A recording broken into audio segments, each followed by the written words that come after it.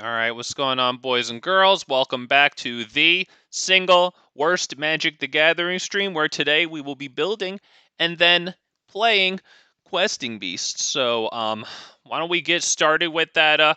Right now, I want to welcome everyone here. Thank you for joining me today. So, let's start by taking a look at the commander. Okay, there's too many words on here to ever even consider starting to read, but it's got vigilance, it's got death touch, and it's got haste.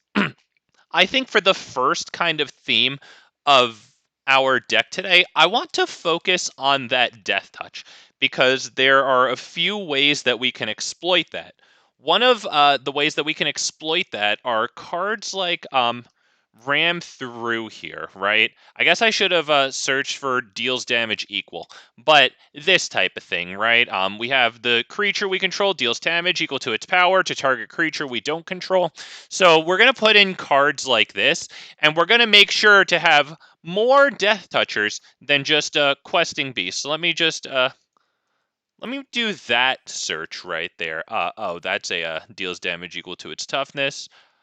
Creature or planeswalker you control. I like this one. The new one from that set is really nice too, right? Because it lets you do target creature, planeswalker, or battle. Should I put a battle in here? You know, there is a battle that ramps. I think Invasion of whatever the 2-cost one is, not the one with X in the mana cost.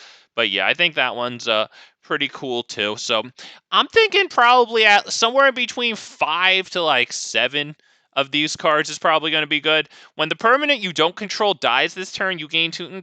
We could put that in. If there's something that draws us a card, that might be better. Because I'd also like to put in a fight spell. There's one fight that like makes us a treasure token, and there's another fight that when our creature wins the fight, we draw a card. So I think I'd like those 2 fights in, and then maybe the rest can be these creature deals damage, blah blah blah blah blah. To target creature you don't control. If there's one that lets us deal damage to multiple creatures, I'd probably like that one as well, right? Like target creature we control deals damage equal to its power to like a bunch of creatures. I would love that specifically. Hey, that don't quite have a death touch yet. To target creature or planeswalker you don't control. It doesn't really matter. We might have Finn the Fangbearer in this deck just because it's a 2-cost death toucher. So I mean, this could go okay with Finn the Fangbearer. Target creature, choose target creature you don't control. Each creature you control, it's a wolf or werewolf. Yeah, we're probably not going to do that one. But target creature gains vigilance and trample until end of turn. Okay, so that kind of brings me to the second sub-theme that we'll work on in a little while after the first sub-theme of death touch and dealing damage with those creatures to another target.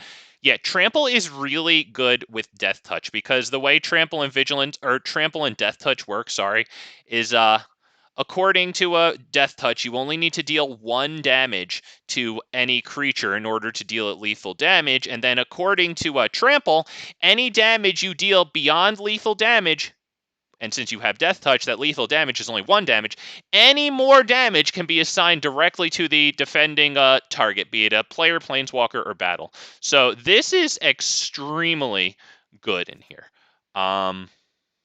Let's see. I mean that it's sorcery speed on that one. I like Ram Through here. This creature assigns combat damage equal to its toughness rather than its power. We don't really need that one. I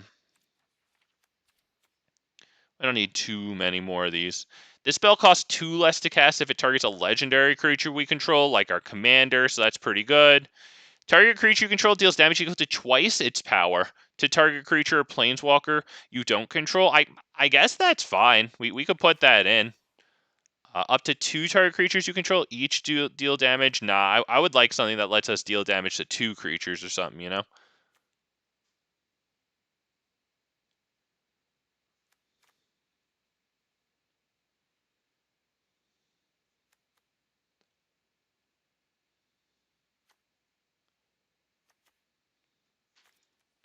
Maybe I'll only use 1 more of those.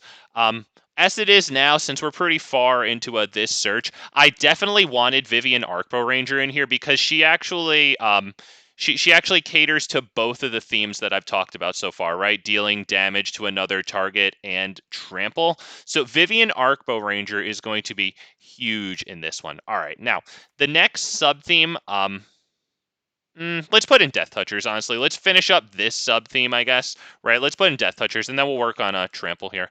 So Death Touch. I know that there's a bunch of little Death Touchers. I want a bunch of them here. This one's kind of cute, too, because it can get powered up. If it's a 3-3 with Death Touch and Trample, that's going to be pretty good. A lot of people don't realize how Death Touch and Trample interact, so, like, they might block this 3-3, like, right, if it's attacking a very vital target of theirs, they might block it with a 3-3 if it's a 3-3, right? And actually 2 of its damage would get through because it would have Death Touch and Trample, and we might really wreck one of their very vital targets. So I'm kind of liking that one a lot. If a permanent you controlled entered the battlefield, yeah, we definitely want that. Maybe that's okay too. I saw a couple of Death Touchers that I might want. Finn the Fangbearer is good. This is a artifact and enchantment, just exiling, so it might be good. I don't know. We can put it in for now. I was looking at the cards a little earlier that I was thinking of putting in, and this might be a faster deck. It might be a bit more aggro-y. I don't know. I like this card because target creature gains Death Touch until end of turn and draw a card, right? Reach and Death Touch, we might want that because stopping flyers could be like big good.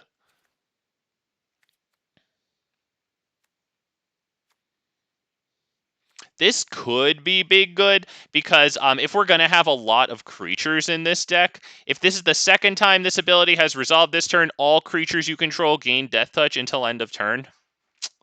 I'm not sure, but that could work pretty well with our Trampler, so we'll put it in right now, but there's no guarantee that I'm actually going to use it. I like this thing right here. I don't know about that one. It's getting a little expensive at that point. When it dies, create a I don't know, maybe Mythic Rare Wildcard, not at all. This might be good because it gives trample to something. We might not have that many creatures with power 4 or greater, but our commander is certainly a creature with a power 4 or greater there. I think this might be halfway decent too, especially if we have a lot of small creatures. It might be good to have something like that. Whenever this deals combat damage to a player, draw a card. We definitely want that. I think there's another enchantment we're going to have. I think it's 6 cents, right? Whenever the creature deals damage to a player, draw a card. Since we have Death Touchers that are definitely going to discourage people from wanting to block, right? So this thing is going to be really good too, right? Other tapped creatures you control have Death Touch. Since we're going to have some tramplers in this, like Surak and Goreclaw, for example, Aggressive Mammoth, right? Yeah, this is going to be extremely good, providing hexproof to our commander since it's a vigilance attacker, right? It'll always have Death Touch anyway. It might be hard to get it to have trample, but hexproof is really good on the commander. I think I want God Eternal Rodus, and I don't know about Cura, to be perfectly honest. We'll have to see, and then maybe in the future at some point, maybe I'll add this. I don't really know. It's very good defensively, and like if you have Finn the Fangbearer out, this thing it starts to get freaking ridiculous, to be honest. Um, I don't know about Basilisk Collar. I'll put it in right now, but like that could very well just come out of the deck. And I don't think, I don't have Wormcoil Engine, or else that would definitely go in here. And since we have a lot of these instants that are going to target our creatures right now, let's get a couple of fight spells that I mentioned.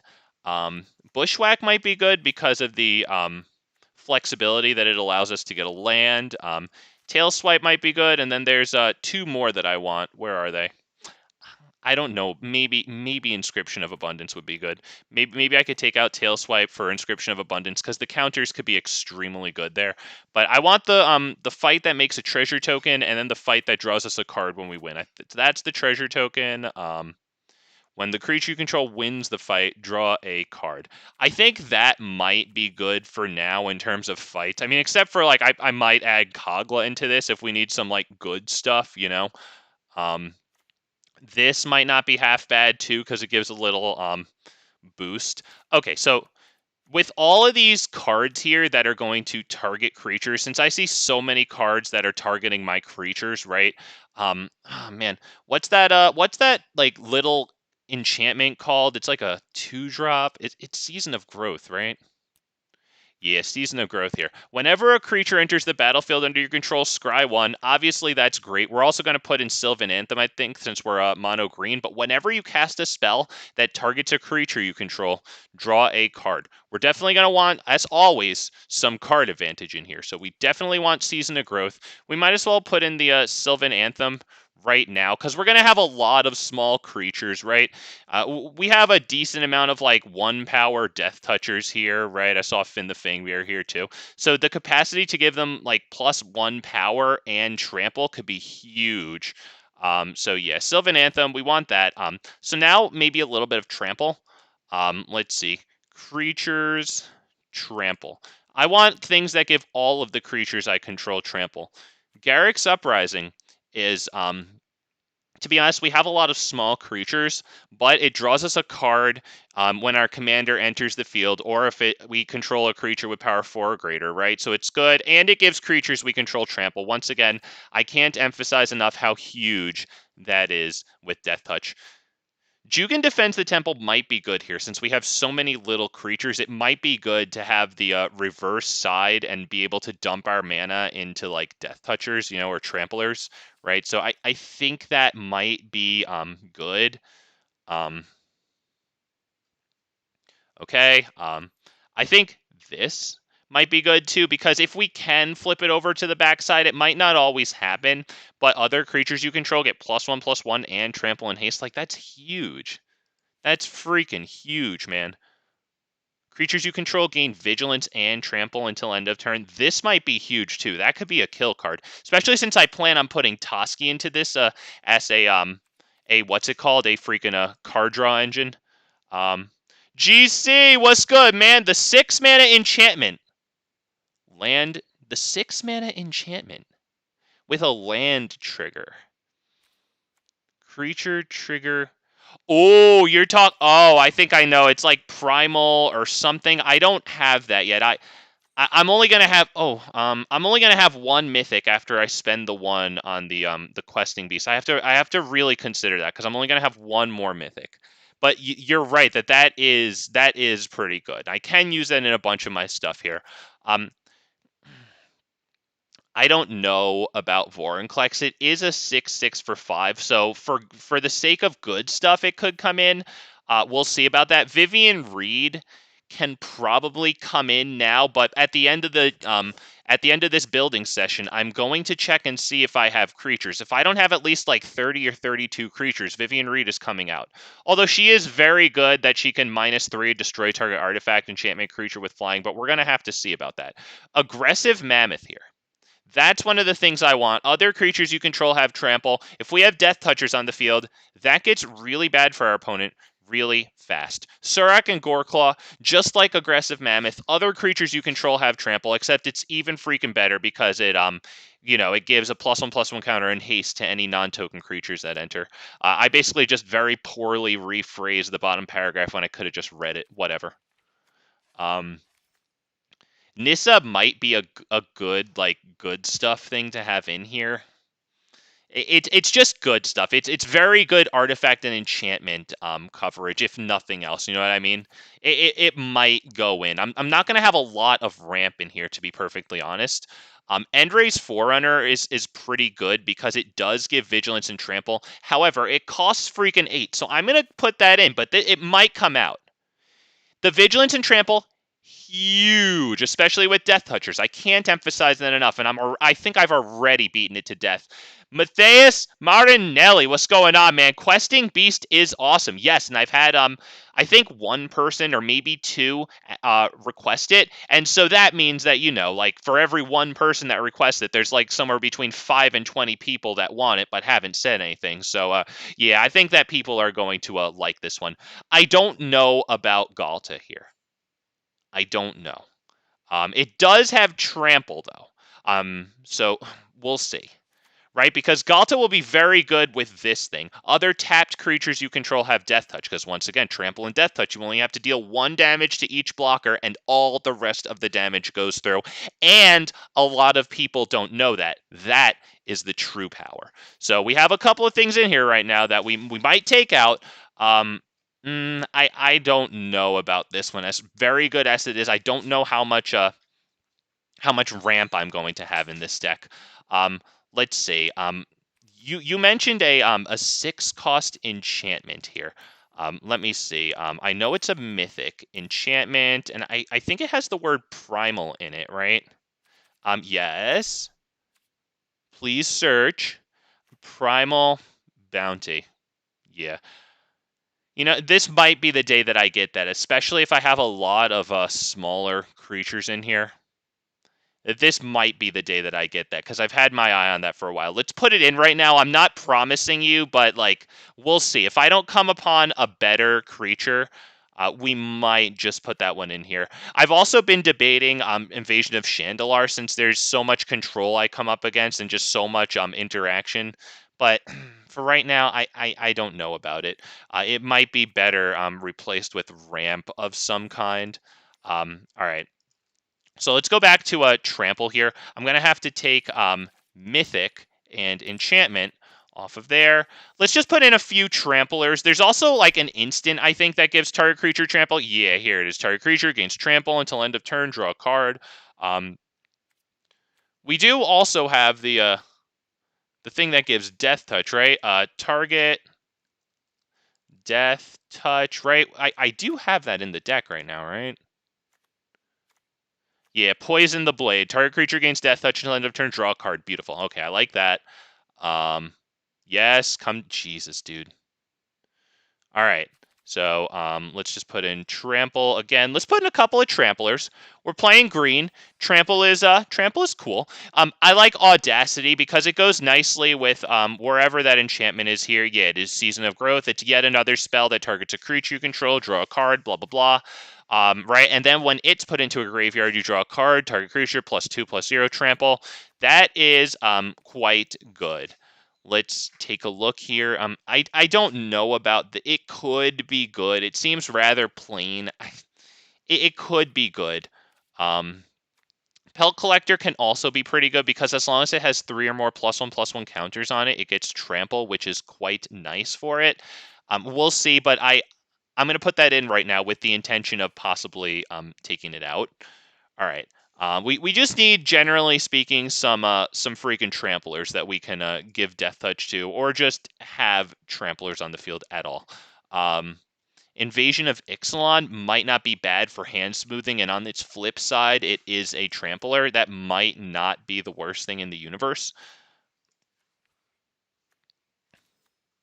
Rune of Might is really good. It gives trample, it draws us a card, and if we have Season of Growth out, that'll be 2 cards off of that thing, which is pretty darn good if I do say so myself. When this enters the battlefield, draw a card. Equipped creature gets +1/+0 and trample. I'm kind of liking that. I might have to trim back the non-creatures, though. I feel like I am putting in quite a bit of non-creatures. 21 and 28 right now. We can probably pare down the lands to like 38 plus Kelny Ambush, which makes it for a total of 39, right? Werewolf Pack Leader is good because it can give itself trample and it also draws us card. Yes, I mentioned that I was going to put in the card draws. Yeah, I got to put in the card draws. Yes, absolutely. My text box is slightly off of the screen here. I can't see that name. Steveco 991. Yes, oh god, Tribute to the World Tree is one of my favorites, man. Yeah, and that's of course going to be especially good if we have a lot of like lesser powered death touchers. Yeah, absolutely, man. Absolutely. Yeah, thank you. Absolutely. Let's say. When this enters the battlefield, you can have enchanted creature fight target creature and opponent controls. I think we like this one a whole hell of a lot. And the creature gets +1/+1 and has trample should it survive. Once again, I'm probably going to have to pare down the non-creatures, but it's not the worst thing in the world to just put a whole bunch of cards in here and then pare them down, Let's see. Garrick's Uprising, that's good. Jewel Thief is interesting. I wonder about Jewel Thief, but I don't know if I have enough big good stuff yet. To be perfectly honest. Kodama, I don't really have. I mean, we do have a bunch of enchantments. I don't know if we have enough to really get good use out of Kodama here, though. You know what I mean? I feel like a lot of the time we might just get no use, and the best thing out of it is that it's a reach blocker. This might not be terrible, but we don't have too many +1/+1 counters going on. Is an interesting thing there. We don't really have too many +1/+1 counters. Trample. Is there anything that I like here with Trample? Oh, Doomscar Warrior. Oh, shoot. Yeah, that's cards and it's on a creature. So yeah, we're absolutely going to do that. I can't see how many cards I have. Whatever. I'm obviously going to put in my beautiful, wonderful, incredible card draws. I love them so much. Whenever you cast a spell that targets this thing, draw a card. That might not be terrible because it is a trampler and we do have a bunch of cards that are going to target it. However, it's not very big, so it might not be able to do too well with fights, but we have a lot of things that just have it deal damage to target, so that might not be a terrible thing to try out. It's only an uncommon, so it's honestly going to be fine if it's a big fail, you know.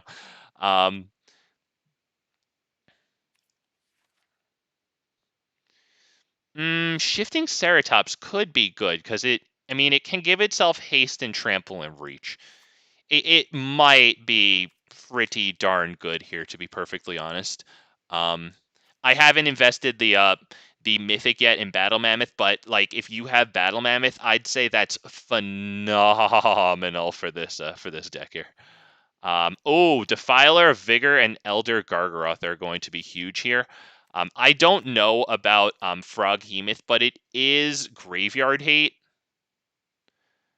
But the problem is, like, it costs 5 mana, and it really enters the battlefield as a 4/4. So if it doesn't have a clear shot at the opponent, like you're not really going to start snowballing it. I honestly find that I'm disappointed with it more than I'm happy.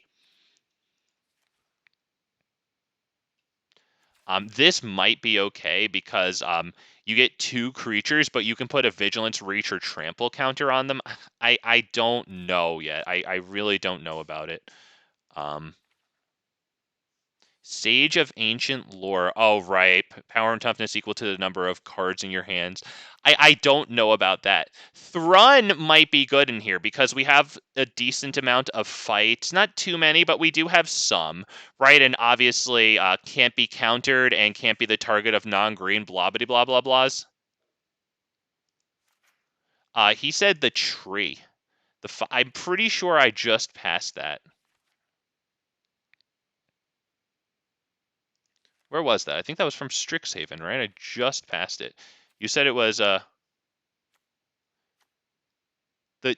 tree green mana elf, 5/4 trample. Oh, I think I know which one you're talking about.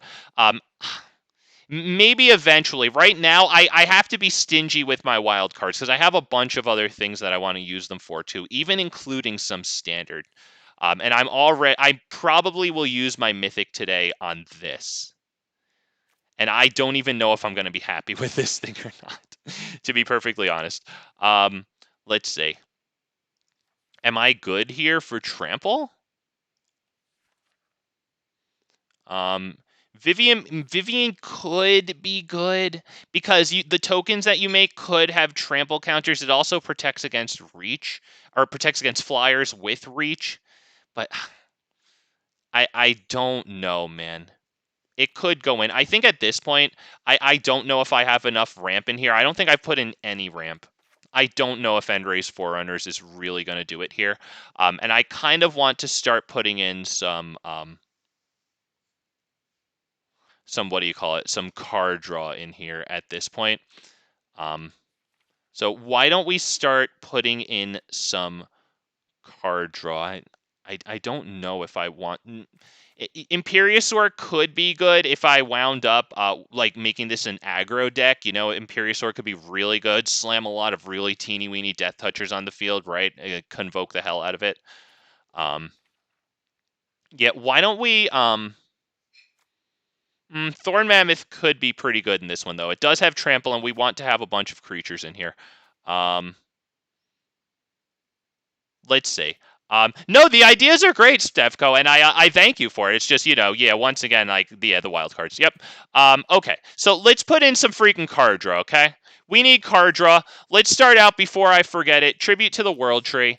We love Tribute to the World Tree. One of my absolute favorites here.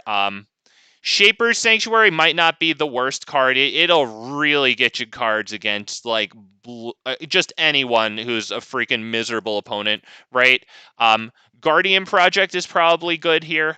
If we're going to have a bunch of creatures, I like Guardian Project a whole heck of a lot. If we're going to have a bunch of little Death Touchers, Toski puts the opponent between a rock and a hard place, right? Unless they have indestructibles on the field, every block they make is going to freaking cost them, or a hell of a lot of, like, worthless tokens just ready to block with them, Okay. How many freaking cards do I have? I have to put my text box here. Oh, okay, 103? Not terrible, not terrible. Because I was planning on taking out 2 lands. Um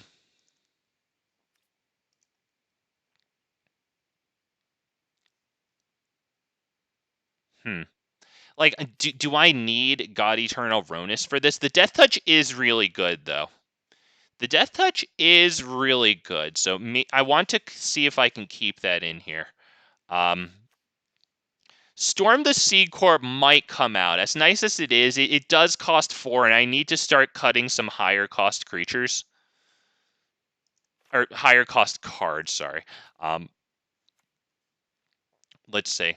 How many card draw things do I have? Let's put a search in for draw, and then let's do this, and let's see what's drawing us freaking cards in here. All right. We got, yup, that draws a card. Yup, okay, I like that. Shaper's Sanctuary. Maybe Shapers could come out, but I mean, it really costs 1, and it could get you some cards. I like this because instant speed giving Death Touch to a Trampler can be just wild. It can screw up your opponent, man. I mean, people might quit just from the fact that, like, a lot of people don't know how Death Touch and Trample work. I'm going to be real with you. I didn't know how Death Touch and Trample worked until about a year ago when I found it out the hard way on the stream. And I've been playing the game since freaking, like, 2002. So, like, it's no hate or anything, it's an interesting interaction between the two. But really, the true strength of Death Touch and Trample's interaction comes from the fact that, like, a lot of people don't know. Werewolf Pack Leader could come out of the deck, but if I'm trying to be a little more aggro-y, you know what? How many creatures do I have in here? We have 30 creatures and 31. Honestly, it could probably come out for, like, a freaking Llanowar Elves. I always like having Llanowar Elves and Elvish Mystic, just because, you're going to go second 50% of the time. I'm going to be real with you. I feel like I go second 60 to 70% of the time. I don't know if that's confirmation bias or if I'm right. When it deals combat damage to a player, draw a card. It costs 4, though. So I'm gonna make a cut there. And I forgot to also put in this card right here.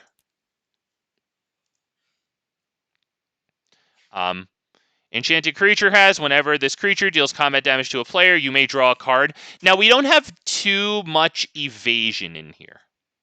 So this might get cut. But for now, it is card draw. And, I mean, it also is another thing that draws us a card from Season of Growth. So I'm going to put it in there. I'm going to do yeah, I know how to spell. I do. I know how to spell. We're going to do that one. We're going to do Elvish Mystic. We're going to do Llanowar. Cosmetic Style, by the way. That makes it better than yours if you don't have a Cosmetic Style.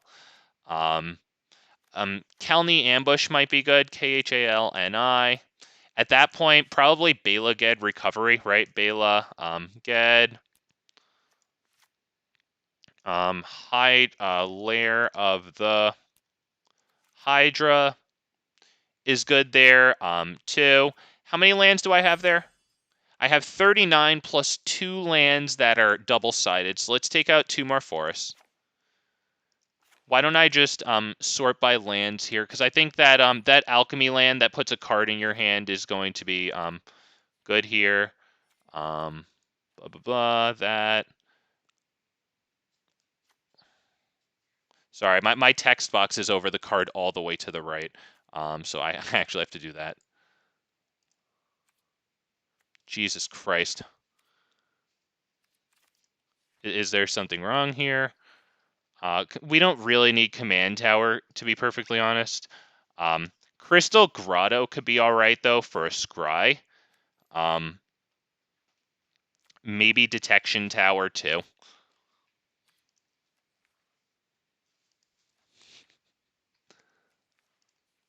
Where the hell was that? Oh, it's not filtering green. Duh. Yeah, I was like, where the hell is that card? All right, so I like Gate to Manaborn and this one right here too. Right, in desperate times, those guys are pretty good. Desperate measures. The devote. Thank you. Yup. NYKTH Nick Thos. Oh God. Did I spell it wrong?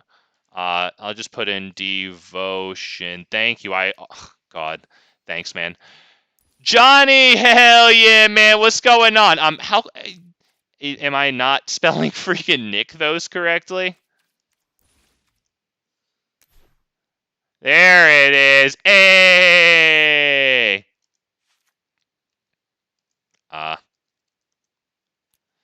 Nick's Lotus, since I'm if I don't have that rare though, I'm gonna have to be careful with that.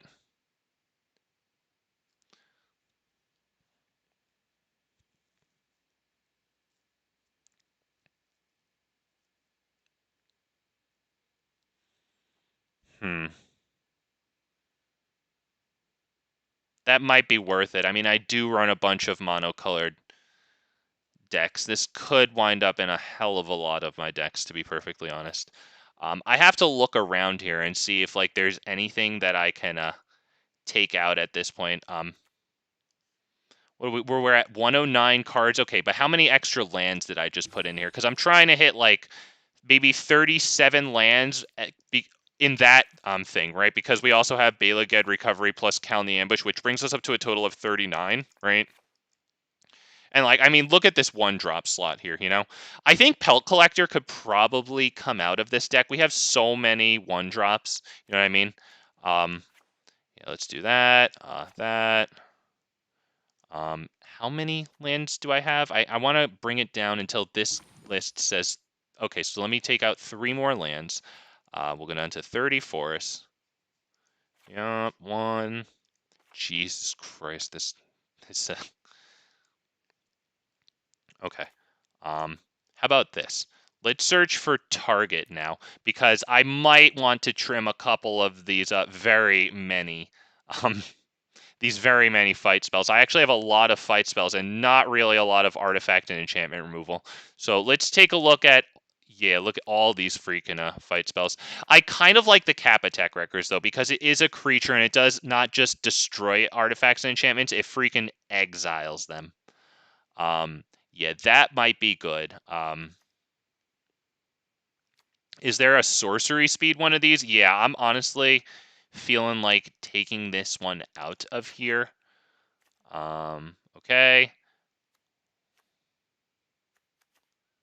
So is there any sorcery speed ones? Okay, this is sorcery speed, but it gives the thing vigilance and trample. So this is like one of the best ones to use on a Death Toucher.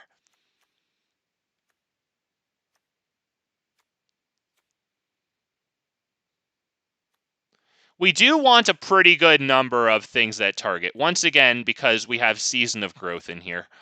And hell, even Gnarlback Rhino, right? Which I'm pretty okay with targeting that thing, even if it's just to filter through cards. This might honestly come out of here. If I can't find something better within the creatures, I'll probably take that one out. Wait, Rune of Might isn't a target? Oh, because it says enchant id, and the rules of that is that it targets. Okay, so I have even more than I thought.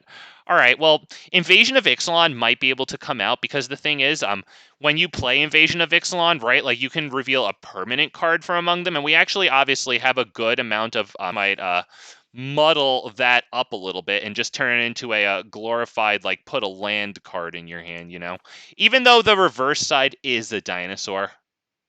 It really is on the reverse side of dinosaur. This, it might have to get cut, honestly. We don't have too many things that only have trample here, right? How many things do we have here that have trample? Because those are the things that Basilisk Collar is really for. Hmm.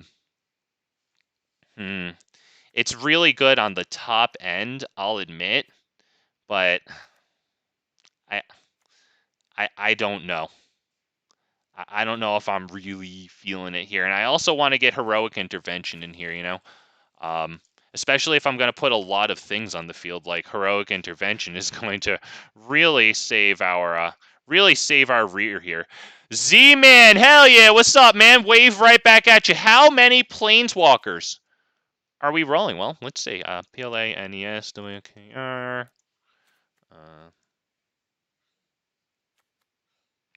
Let's see. We've got I guess I didn't put in Vivian Monsters Advocate here. It's probably fine that I didn't put in Monster Advocate, honestly. It does populate the field. We're running two Vivs, one Nissa.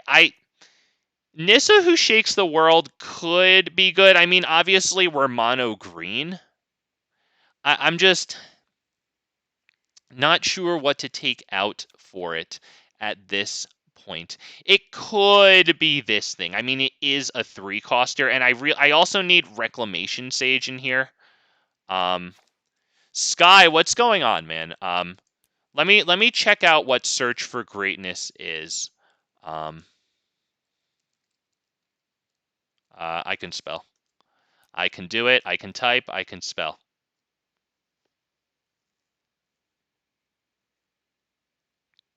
Huh. Is that Toski? That little thing looks a lot like... I don't know. Maybe that is Toski. I don't know. It looks a lot like him, right? It's in the same set, right? All right. I mean, that could be good to fill up. Man, I have to be careful. I can't get too many rares here. I kind of like. I have to be very stingy though. It is very good. And Plane-Wide Celebration, I don't think I have that. If I do have it, I can put... Yeah, I don't know if I want to put that in right now. Obviously, it's very good with the Planeswalkers. I don't know about right now, but if you wanted to run, obviously, this deck with, like, a counters theme, Planeswalkers, you know, the Vorinclex 6, yeah, this is absolutely tremendous. Absolutely, of course. I just have to be careful with this for now. Shoot, let me see.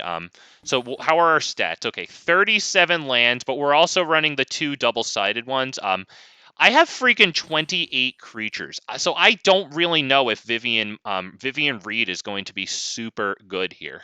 I mean, it'll probably get us, you know, a creature a good amount of times. Mostly we'll be drawing lands when we +1 it. Actually, it's not a draw. It puts in your hand. Okay, yeah, I know. It's not a draw. Okay. The destroy artifact and enchantment is better here, but I think I'm gonna take out Vivian Reed right now. And it's a draw engine. It hurts my soul to take her out, but I think Reclamation Sage might be better.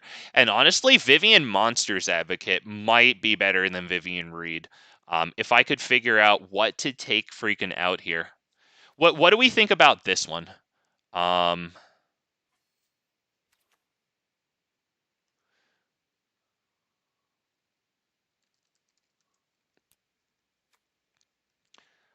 Where are you, Vivian Monsters Advocate? So, wait, what is this? Oh, that's on the hunt. Okay, so Vivian Monster Avocado here. It does put in tramplers who we have some things to give them death touch, not too many, but like it lets us cast off the top of the library. Like it is pretty interesting card advantage. Once again, we don't have a lot of creatures, so we're not going to be doing that a lot. However, just looking at the card of our library can help us line up the next play. And obviously the -2 is very good.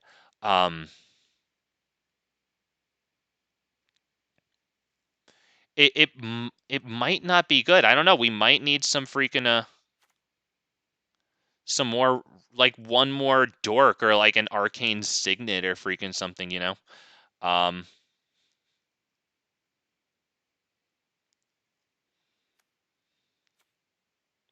I like Doomscar Warrior. It gets us cards and it has trample. I don't think I could not put that in the deck. Um, Shifting Ceratops is iffy, but I promise you that when we get it against the freaking idiot running blue, we're going to be so happy.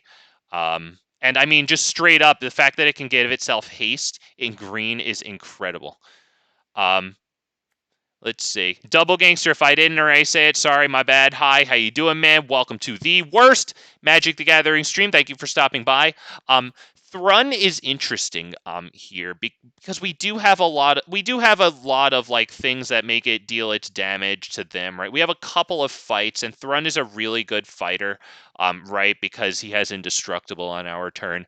Obviously, he can't be countered. That's extremely good. So I kind of like Thrun a lot here. God Eternal Ronus is kind of iffy for me. However, when he enters the battlefield, he doubles our creature's power and gives them freaking vigilance. And of course, he's another Death Toucher, and he has recursion. So that's the thing. Like, I really, really like this card. Yeah, Sky, that's exactly what I'm going for here. A trample and Death Touch kind of sub theme here. Wow. Is there anything that I can take out here? Maybe I can take out like a fight spell. Let's see. How many fights do I have?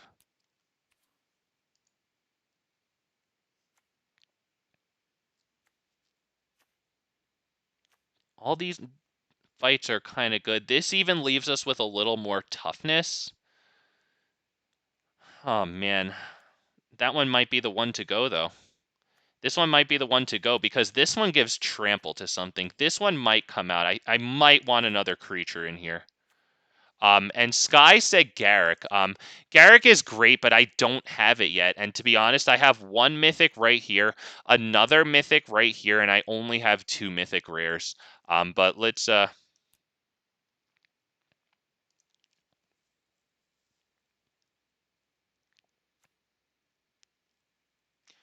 Yeah, that's actually extremely good in this deck, not gonna lie. Up on the plus ability, +3/+3, and trample.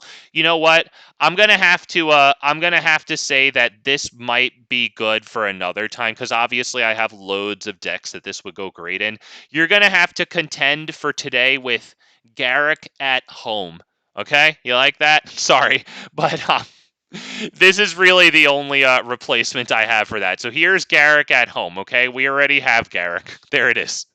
For right now, but obviously, yes, that's extremely good. If you have it, I would totally load that up into your deck here. I wonder about Galta. It does have trample though, and we can cast it for very little, so it might be pretty cool. Let's see, what are we doing? Let's just get another creature into the freaking deck and play. That is Blizzard Brawl Double Gangster. I would put it in, except honestly, I'm just looking for a creature right now. I have enough fights and enough things that target. Here's our list of stuff that targets. I might just put in Haywire Might, to be honest, because do I have Destroy Target Artifact? Let's see. Target, Artifact, and Enchantment. How much of that do I really have?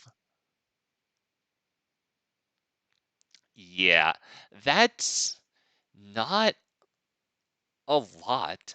I think Haywire might be really good in this deck, and it doesn't just destroy the thing; it exiles it. So that's good against like Thassa and that type of garbage. What's the other? The white one. Oh God! Whenever they gain life, +1/+1 counter. Um, we're just gonna try it. There's obviously no guarantee. Oh, the Garrett creature with protection from black. Yeah, I think it has an apostrophe too, right? Isn't it called Garrux something?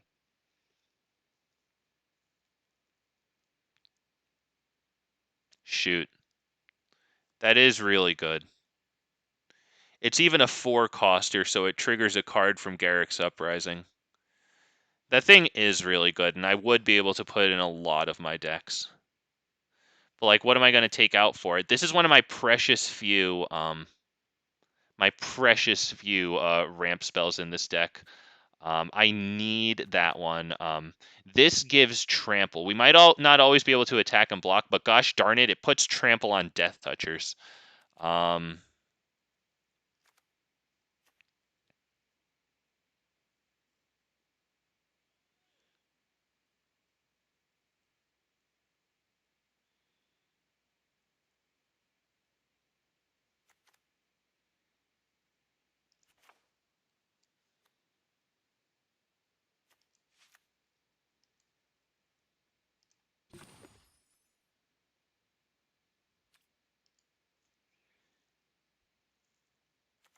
How can I get the Great Henge in here?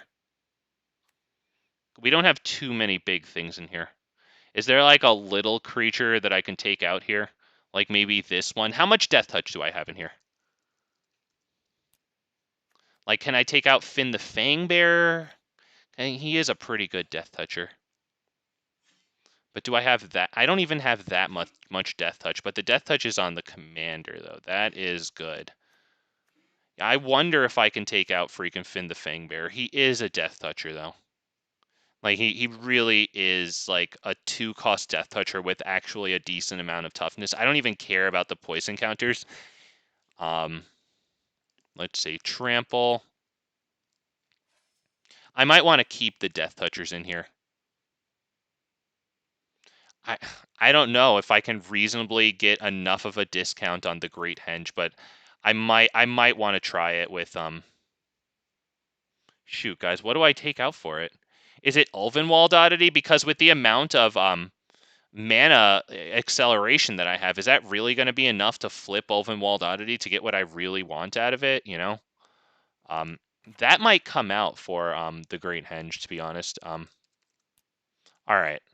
We'll see. I'm iffy about the Great Henge in this one because I know I have a high end, but like I don't have a lot of ramp to get here. We might have to really mess around with the levels of things in this deck.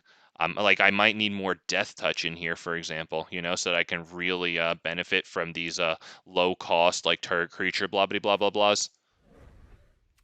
I might actually wind up taking this thing out because I mean it does cost freaking 6, but I'm kind of interested in it, and I do have things that I can, I do have plenty of decks that I can put this in. So why don't we give this one a go? I want to thank you guys for coming by and freaking watching this. Let's take our creation out there for a spin. And as always, guys, the open challenges. How many? Okay, I still have 3 wild cards, but the open challenge. It's always open to anybody who wishes to answer the call. Let's go ahead and... by the way, standard play right here. I think standard play might be the hardest format on Arena. Like outside of Mythic level or Diamond level standard.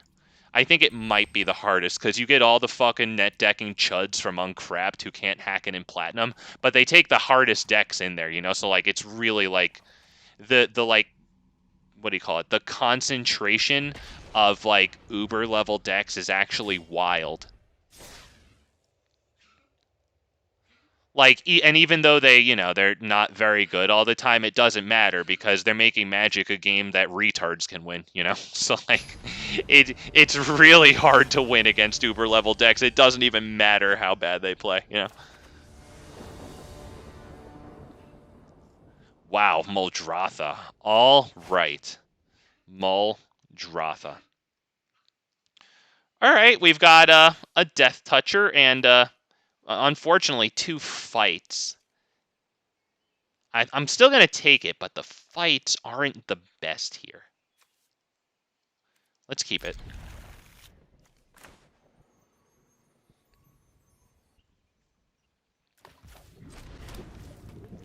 Yes, please. I really wonder if I should take out the fights. I have this one in and the other one in, because this one draws us a card, but only when our creature wins.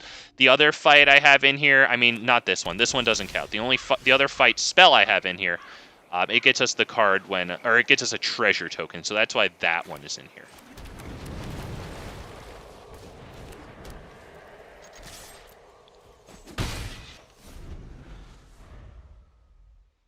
Like, right now, I'm really wishing that this was a deals damage spell. So maybe I'll go and edit it, like, right after this, and I'll take out the prize fight, the one that makes a treasure token.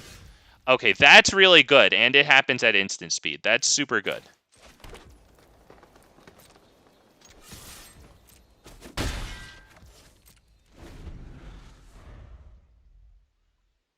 Now, This says when the creature you control wins the fight, draw a card. I assume that means... Oh, it actually says it. Okay, I never knew what wins means. If two creatures fight, each deals... A creature wins the fight if it's the only one that survives. Okay, I wasn't sure if that meant that ours destroys theirs or if ours had to live as well. Okay. I think I had highlighted over this before, and I don't think I saw wins the fight. Okay. You know what? Hang on. We're going to do this before they draw the card. So that way they don't thin out their library by one basic land before they draw this card, making it a worse draw statistically speaking. Oh my god, I'm the best. Good god. Min-maxing everything. So we're still going to lose, don't worry. I just got a moment to run my mouth there. Okay. Let's go ahead and attack.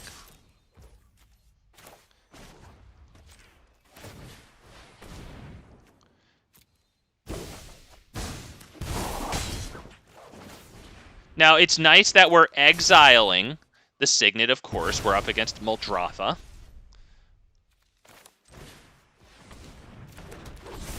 Yeah, this sucks now that we're at 3 lands.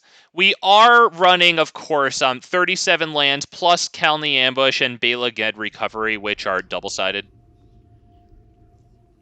All right, let's see. What's good, Double Gangster? To be honest, when I used to play Standard, okay, I crafted Sultai Ultimate. Wow. It was one of the most boring experiences. Oh, wait, what did you just do? We'll get rid of Krappa Tech here. A deck that's 7 out of play. Oh, yeah, that's homogenous. Ooh. It was a game of luck. Who got to 7 mana first? Yeah, sounds like what Standard was for a year and a half before, you know, the ban here, roughly, which was a race to who can cast, you know, the most Invoke Despairs first. This combat damage to a player, draw a card.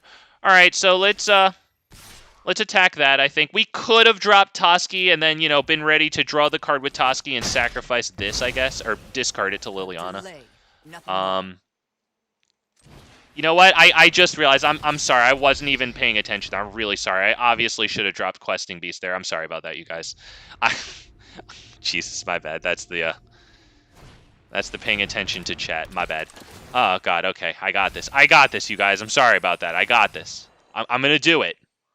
I'm going to do it right.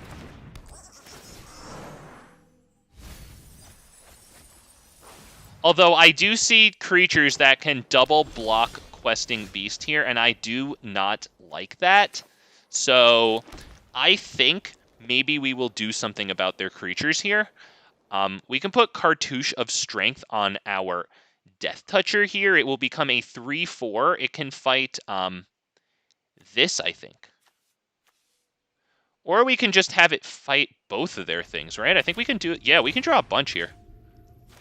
Let's draw a bunch here. Let's have it fight this.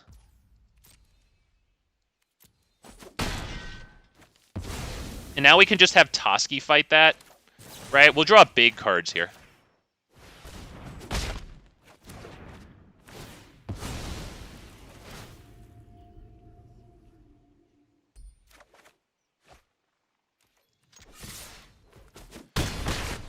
I'm a little annoyed that I missed the Questing Beast hit. All right, what's our devotion to green right now? 1, 2, 3, 4. So we can play this for mana neutral. Now we can play it for -1. Oh, it's devotion to 2? Is 2? Oh, right, because it took the enchantment away as well. Okay, that was pretty good in terms of our devotion there. That was pretty good. We can hit this, though, on this thing, right? So Questing Beast and then... yeah, Questing Beast and then do that. It sounds pretty good to me here.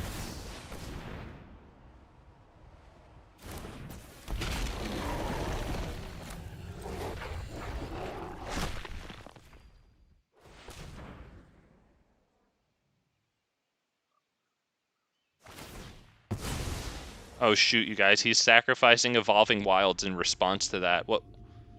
He's going to ruin my play.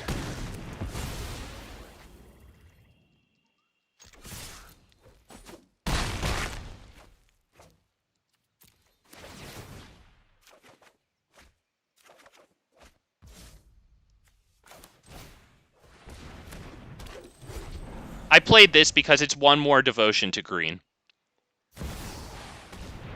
Alright, that kills Shaper's Sanctuary. Okay, he didn't make a shield token, so he won't be able to take the Death Touch hit from Questing Beast and still live. We like that. Let's go and drop this mana neutral. Oh, it enters tapped. Okay, I'm an idiot. Whatever. Let's put this right here because it gets trample. Death Touch trample now.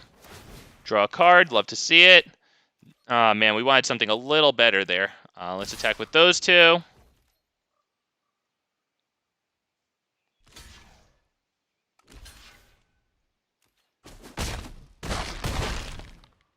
As you can see, we dealt 1 damage, still killed it.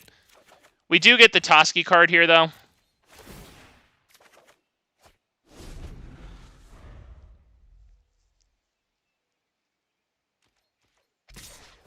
He attacks. He must have something to do post-combat. Gonna have to remember that this enters tap. Not even gonna lie, I don't read the freaking card. I genuinely don't sometimes. Oftentimes.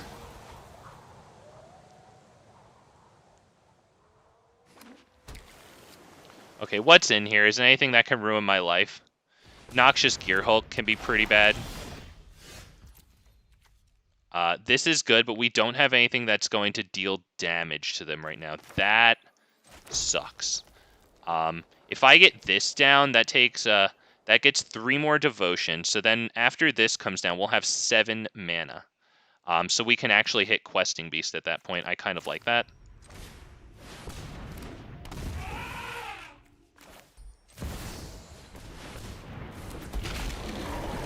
We will attack.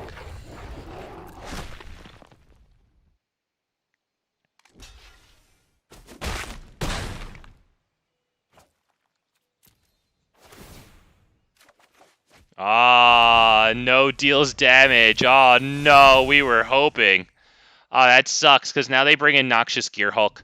But hopefully they only kill Questing Beast and Aggressive Mammoth lives, because we do have God Eternal Ronus in hand, and when it enters and doubles Aggressive Mammoth's power to 16, that could be good. Especially if they attack with either of their big creatures here. Which they, of course, might not, because we do have Questing Beast and Aggressive Mammoth on the field, so... Okay, well...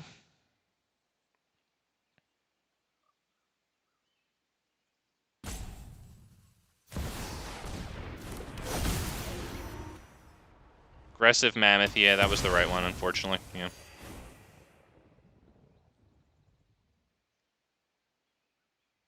We need a good top deck here. Might be a little out of steam.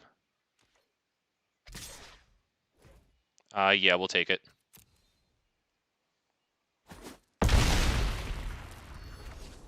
Because Noxious Gear Hulk can just block, Oh, wow! That's not even fair. That's not even fucking fair. If they don't have a counter, that's it.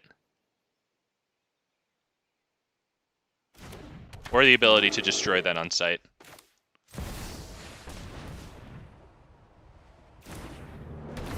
Yes!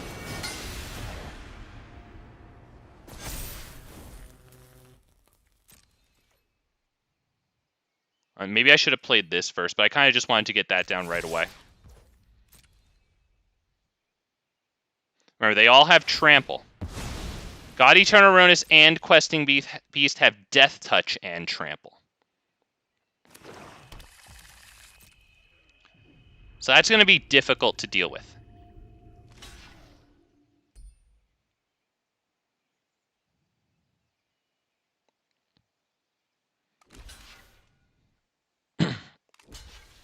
Hey, Muldrotha's dead. That's super good, because it's going to be tough for them to bring the Noxious Gearhulk back if they actually do block with Muldrotha. Good. What's this going to be?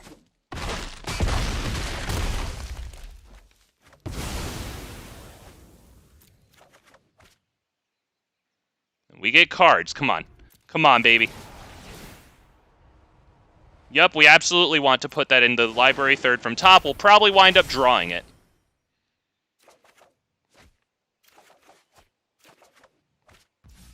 Wow, we got Tribute. That's 3 more Devotion to green, too.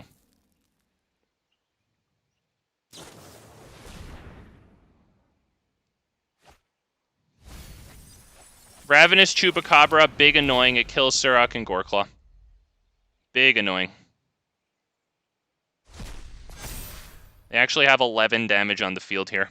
We still get a nice block with Toski. Fortunately, it had Vigilance last turn. That sucks.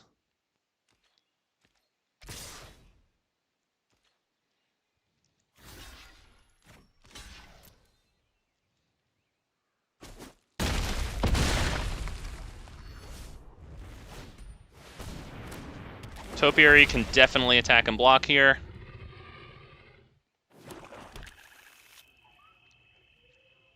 I'm not convinced we're going to be able to swing in here. Without Surok and Goreclaw, that's really bad. We can start drawing some cards, of course. We can start with Questing Beast. Do we start with Questing Beast? I think so. Yeah, I don't see what else to do.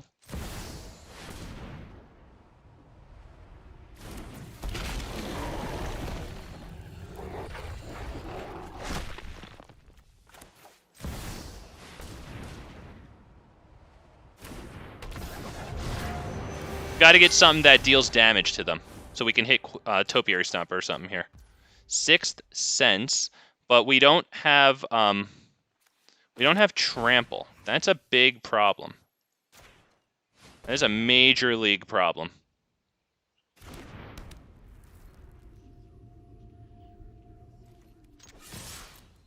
So they have to block Topiary Stomper to Questing Beast if they don't want it to die. Or if they want Questing Beast to die, sorry, yeah, but they still lose. I think that's just good game, honestly. Yeah, it's just good game.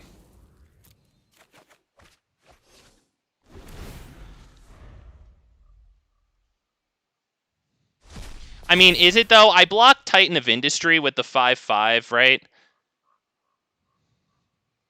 I mean, assuming they have absolutely nothing to do here, right? What is that? Oh, destroy another creature. Yeah, there you go. Yeah, good game. All right, do you want to mash your spacebar? Hey, there he goes. Yeah, I like this guy. Good game. There you go.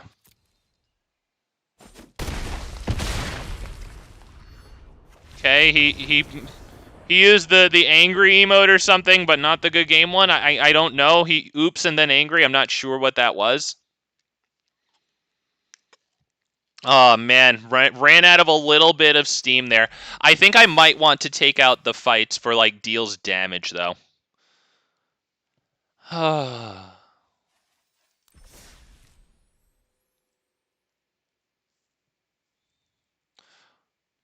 don't know. The one that draws us a card, though, I mean... It does draw us a card, and I don't know if the... maybe I should play another game before I rush to take that out, honestly. Because, I mean, one of them draws us a card, the other makes us a treasure token. I mean... That is very valuable stuff here, especially when I don't have a lot of ramp in this deck.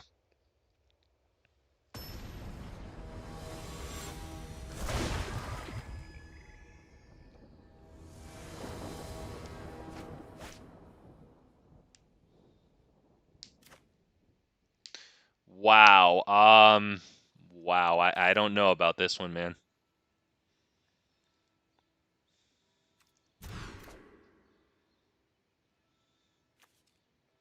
I might be able to take this card out, actually. I think I put this in intending to take it out. This could probably come out. Double Gangster says I might be able to take a land off. I don't know. It's possible. I don't know.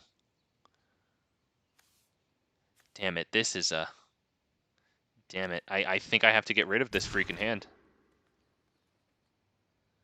Damn. Okay, dude. Fine. We'll get back rid of what? Garrick's Uprising? Because Garrick's Uprising we play and then we drop our commander and draw a card and possibly dig out of this hole. We might want to get rid of the two big things.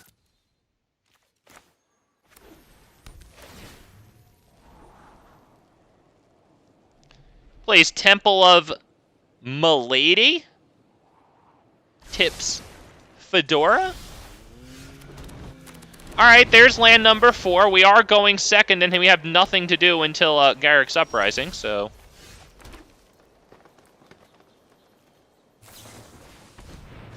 Oh, wow, that was good. Did you see him wait till our end step to do that? God, that's good.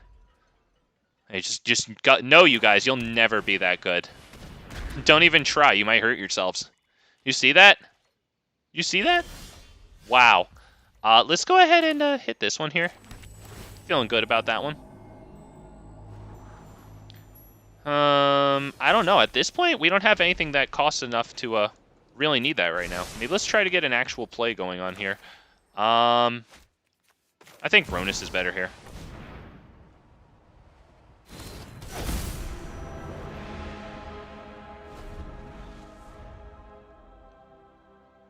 I think that 2-cost creature, that uncommon one that we mulliganed away, might come out of here for a for either a dork or Into the North. We probably want more creatures though.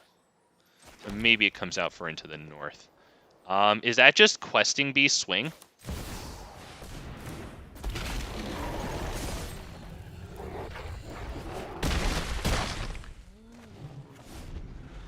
Alright, if they drop Ravenous Chupacabra or whatever to destroy our Questing Beast, that sucks. They have doubled entered the battlefield now. We really just clunked along here.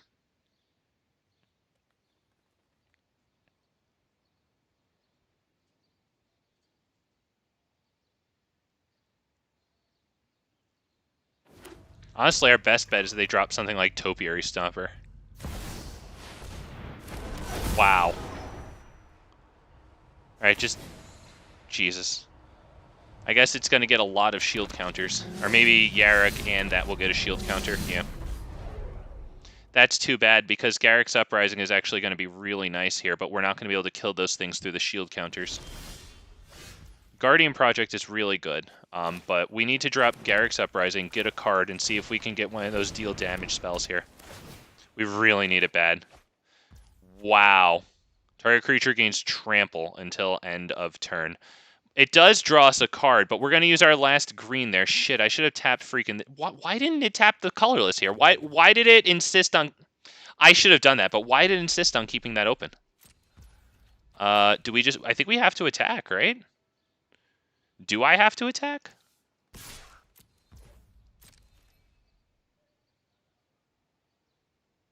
It's got Death Touch and Trample.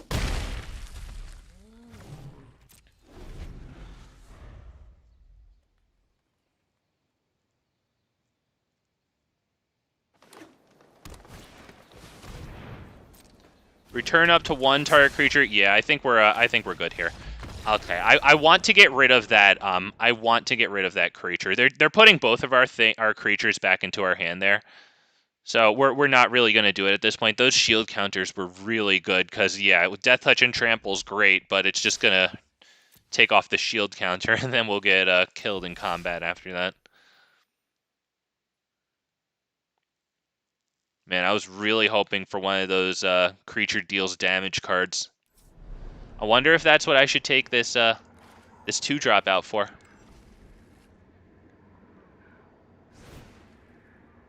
It's possible. I mean, it makes Season of Growth and that Gnarlback Rhino that we had in hand a little more potent, right? And I will be debating taking out a land Double Gangster because a lot of my decks do wind up at 38 total lands. You know, right now we're at 39, including Balaget and Kelny Ambush. So where was that 2-drop? I don't think I have enough creatures to justify that. Yeah, this one right here, I don't know if we have enough creatures going on to really really use that one too well. Is it another deals damage? Is it another draw spell? Is it a mana dork?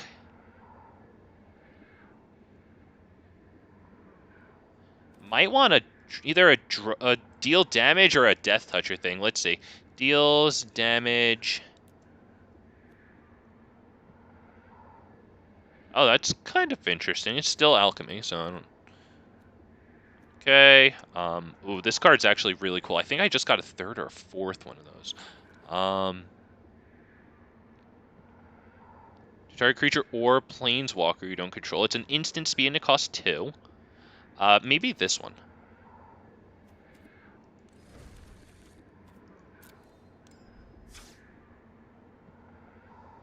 Because it does hit planeswalkers too.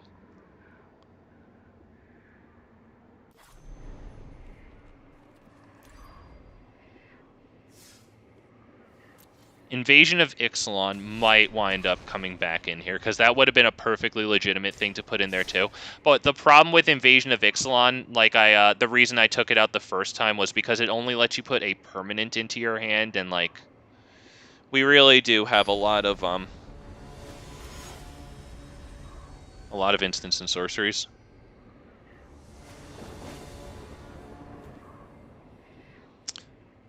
Wow. I mean, we do have these two, but we're up against red, so I don't know how good these are really going to be, you know? However, like, it is a keepable hand.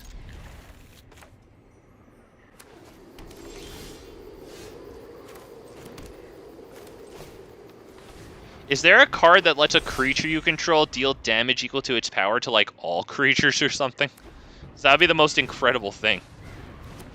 And, like, in green, of course. Don't tell me Balefire Dragon, please. Okay, we should probably get rid of that thing, right? I'm feeling, I guess this one. Right, because this can still be used on a Planeswalker.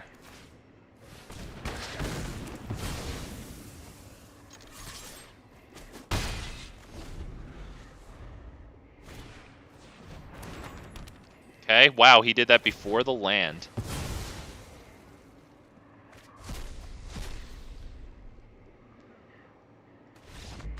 Wow, okay, he did not have the land. Oof, damn, poor, oof, man. That's a bit stinky. Poor guy. I mean, I guess it's very stinky he left the game.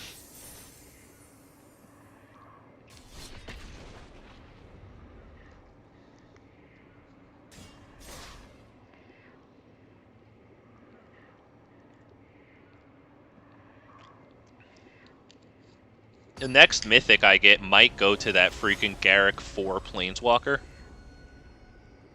Because I really do have a lot of decks that it could basically go in any good, like, green good stuff.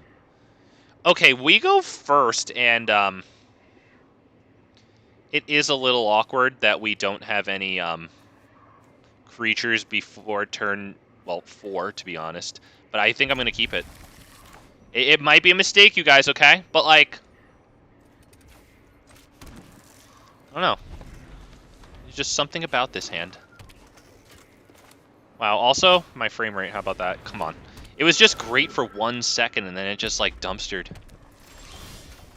Hey, okay, you know what? It's something to do on turn 3. You love to see it. If Season of Growth can last, then whenever a creature enters the battlefield under your control, scry 1. Beautiful. Not to mention, if this lasts, and we can actually drop Questing Beast and have, like, you know, 4 lands down plus this, that's actually huge, because we could do Questing Beast and then this for 1 mana. So, big scry here. Come on. We want a land. We want a forest, baby. Ooh. That does get us a forest. That does... It's a big risk to not take that.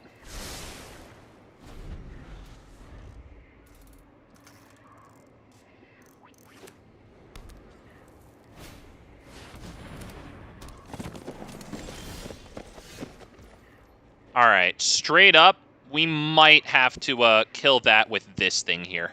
Let's bushwhack for the basic land.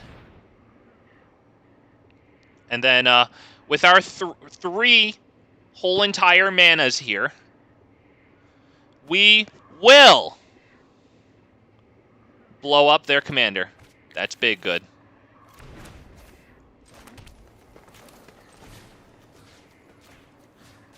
That's huge. And we draw a card, and it's a land. Oh, shit, no! Oh, man, okay, fine, yeah, damn it, my bad, my bad. MTG Hillbilly, what's going on, man? Howdy back at you. Thank you for stopping by. The worst Magic the Gathering stream.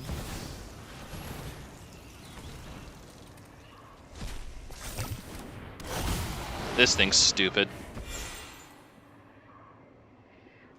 I mean, it's very good. It's just brainless stupid. Okay.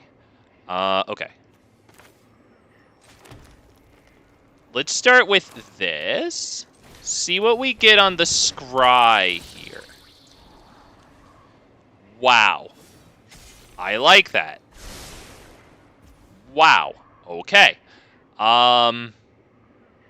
It's probably going to be Vivian blow up this, right? I think it has to be. From the smallest ant to the largest hydra, nature Boom. Deals damage there, I think, right? Because it has trample. Lana! Hell yeah, Lana Berry. What's going on? Nice to have you here on the worst Magic Arena stream. I think we do want to play this right now. We'll play it on Haywire Might. Because that way we draw the card here. We're drawing cards. That's good.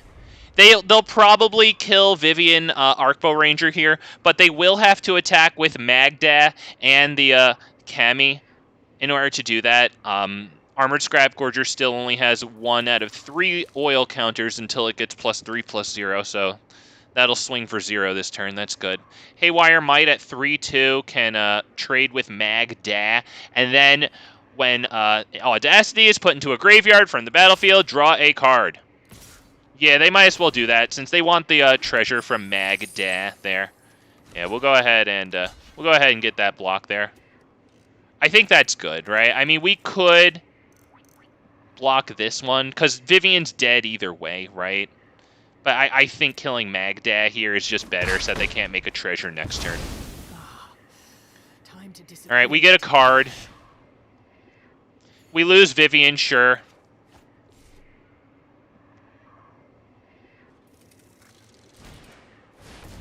Okay, they get that thing out, and it gets doubled power and toughness because they wanted to sell copies of this alchemy card and let retards win games.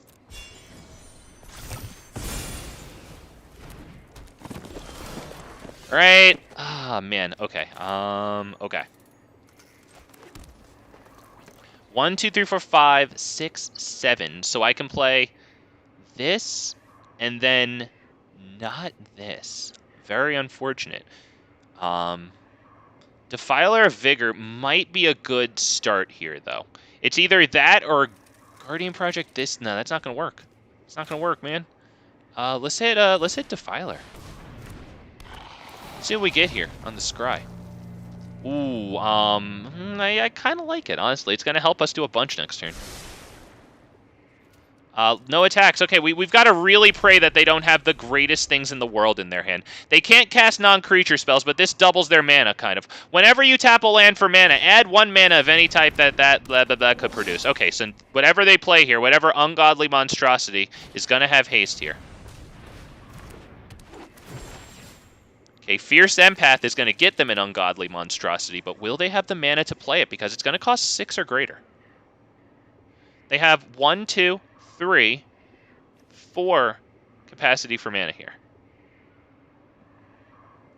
They do get to swing in with the 10/10, if they so choose.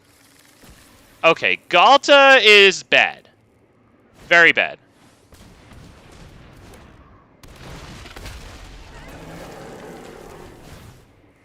Alright. They're looking really good here. Damn, dude. Yeah, Galta was the right one to get there, definitely. We can block that one, and I think this one, right? And what do I take? 14, 17, 18 damage.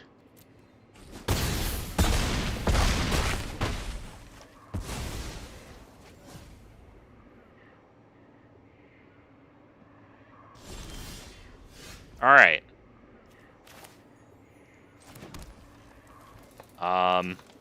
Is it Guardian Project first to draw the most cards? We only have 7 lands here. That is not a lot. We might need to just get these 2 down so we can actually have a block on Galta. Although, I mean, I really want to draw the cards, but I don't think I can freaking afford it.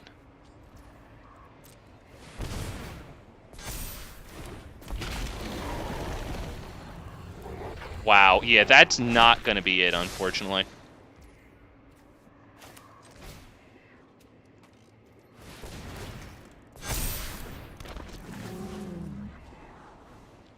Okay, all right. This has Vigilance, right? Yeah.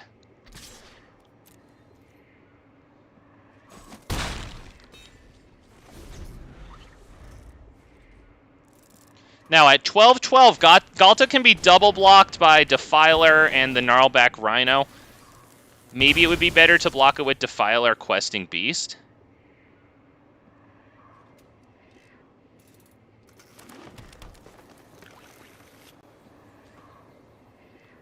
That Ogre Battle Driver is a problem. We probably lose just because I think he just mashes spacebar here.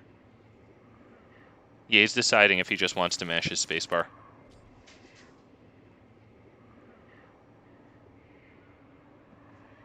Ooh, he's doing math. I like this guy. All right.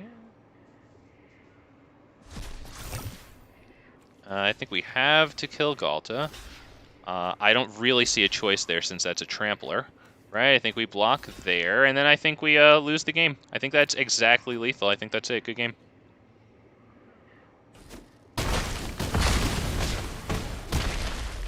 Oh, nice. -1. Yeah. Oh, man. Wow. Damn. That Ogre Battle Driver giving Galta trample was devastating. I was really debating blocking Galta with the 1/1 Death Toucher when I instead used it to block their 10/10 commander.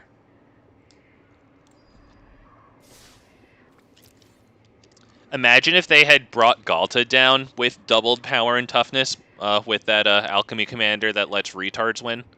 Oh, man, that would have been a 24-24, and then it would have gotten +2, +0, and haste and been 26-24. That's wild. Like, wow, man. Johnny said they need to bring Khans of Tarkir / Dragons of Tarkir Block 2 Arena for the useful niche jank. I think that came out a couple of years before I started playing Magic again. I started playing Magic again in, I think, Streets of New Capenna. But before that, I started playing in War of the Spark Standard, like just after I think Magic 20 was released, or maybe it was Magic 19, I forget. But before that, I had stopped playing at about the original Innistrad block, so that was in my my break there. But I know like what Dragon Lord Atarka is and Dragon Lord Dramoka. By the way, Dragon Lord Dramoka can't be countered, so of course it's not going to be in the game. We gotta probably mulligan that hand. Aw, man, dude, come on. Aw, nah, man.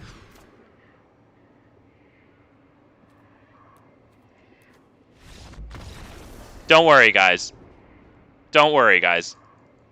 It was only a game against Atraxa. There's probably one guy who's so upset. He's like, come on, man. Atraxa's awesome, man. I love Atraxa. You know what? That's me. I love Atraxa. It's so good, you guys. I like playing Atraxa because it wins games. It's so good, you guys. Because actually what it is that I suck at playing Magic. I spend my day coloring, eating applesauce, and throwing the rest of my food, like my vegetables, because they suck, and I throw my vegetables on the wall, and then I smear my feces on top of them on the wall. But that's why I like Atraxa, because even people like me can win games with Atraxa. It's my favorite, you guys. What do I do here? I mean, I keep this, of course, but how do we play this?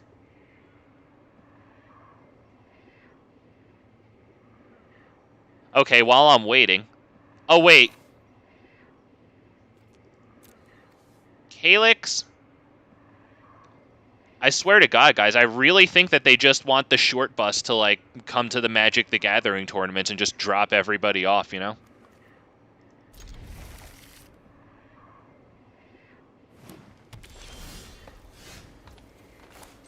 Alright, so... do we start with Sylvan Anthem, or do we go right at Finn the Fangbear? And just sit there while this miserable fuck plays, you know, exile enchantments? I think we probably go Finn. Because if we can attack in with Finn... oh, do they have Swords to Plowshares? Yeah, make sure you do it on the end step. God, you're so good. You're so good.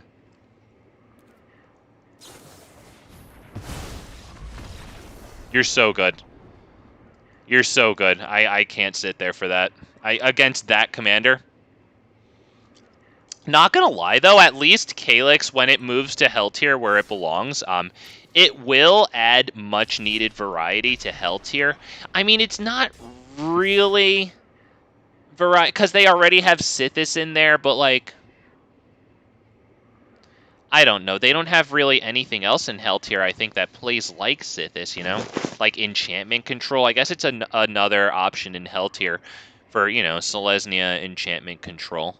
But, like, it can also do, like, you know, some creatures. Like, it could get a win condition with Hallowed Haunting going on. And I guess Sithis can too, to be honest.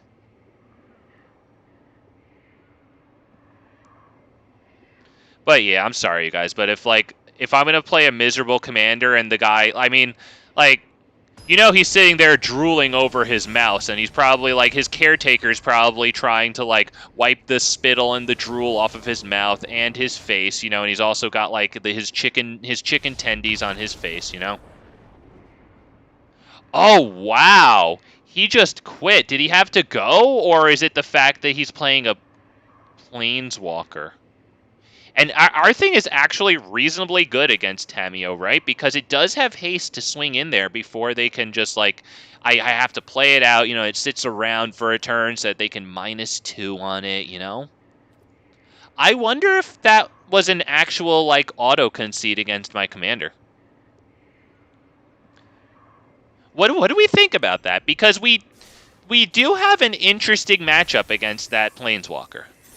The thing is, though, that Planeswalker is extremely good, right? And it's even in all three of the colors of Broker's Ascendancy. And an incredible card. There's a bunch of Proliferate in there, so it can be Super Friends. I think the guy just wants the easy game free giveaway. I have to keep this. There's no way I can't, right?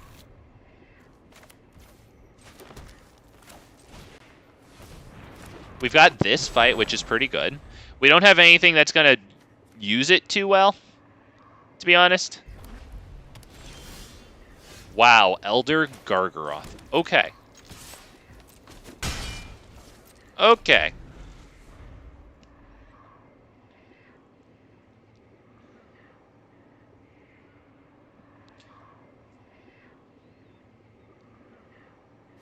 Are we slamming Questing Beast or Toski? These are the questions, man. I like... wow. I think Sarith might... but Toski is good, though.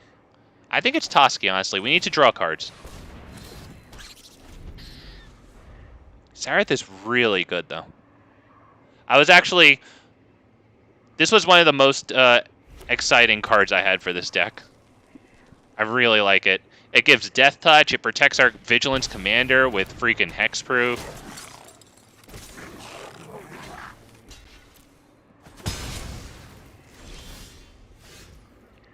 I think that's just a Questing Beast attack. We need to top deck the land here. Obviously, they get the block on Toski. Wow, you didn't even block Toski?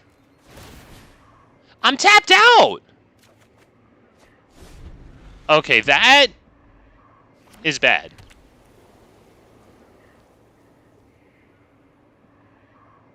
Now, do they play Winota?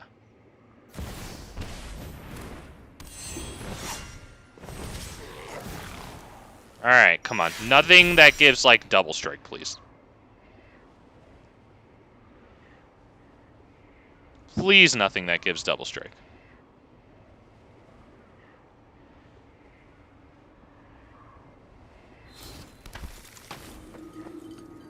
Alright, that has indestructible. What did they call for it?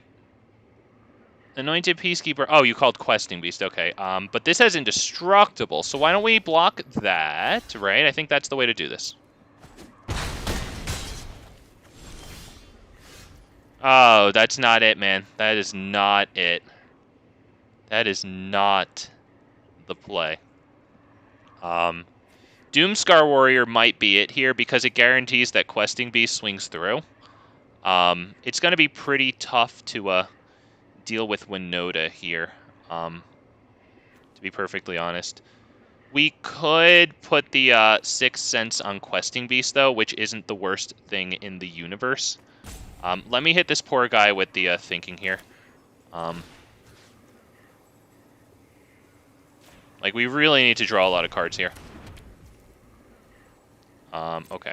Let's start by attacking. 1, 2...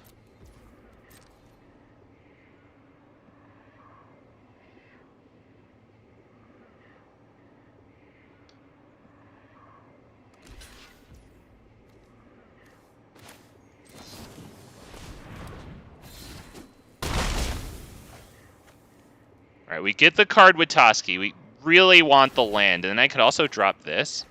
Okay, dude. Alright. I mean, thank God we actually have things that we can do. Of course. All thanks to Llanowar Elves, by the way. That Llanowar Elves is actually carrying this game right now. Wow. Wow, Llanowar Elves carrying game.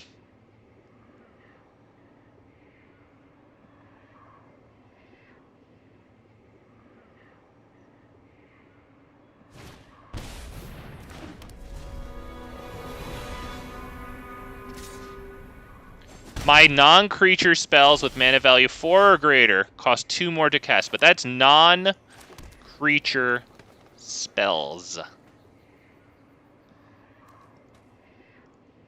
We might want to put the Doomscar Warrior counter on Questing Beast, because then they couldn't just block it like this. They'd have to also block with this. They'd lose a lot of stuff.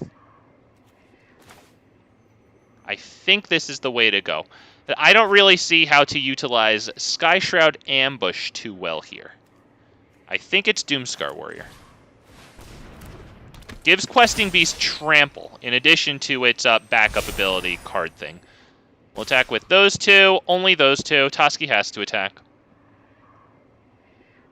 Remember, all we have to deal, since we have Death Touch and Trample, we only have to deal 1 damage to each blocker. If they don't block Questing Beast, I guess they're figuring out how to block Questing Beast. If they don't block it or completely, like, and they actually can't block it completely. Even if they block it with everything, we just deal 1 damage to everything. It still swings in. We get the Toski card and we get the Sixth Sense card.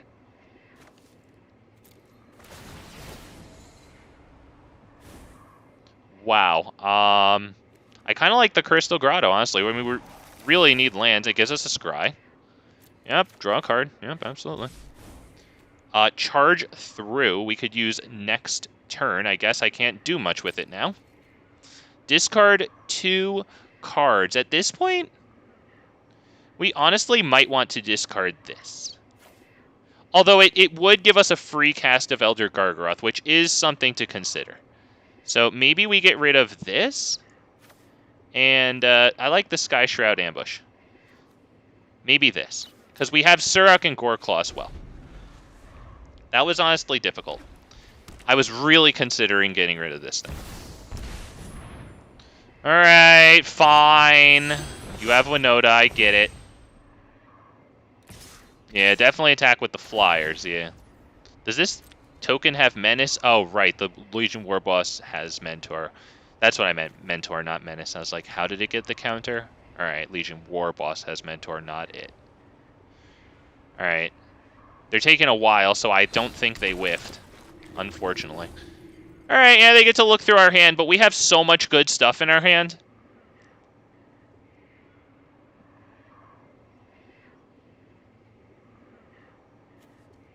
These both have Vigilance. Holy poo.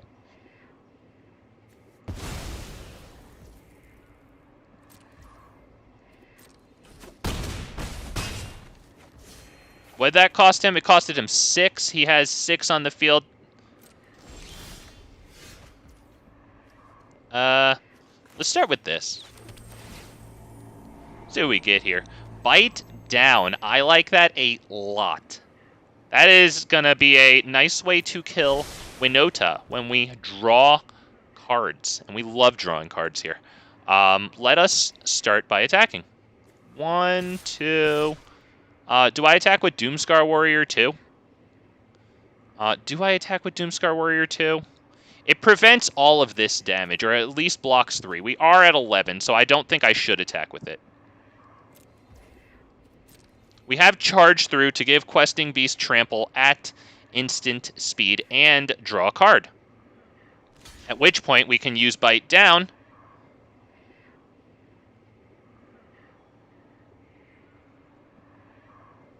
Who will I use Bite Down on?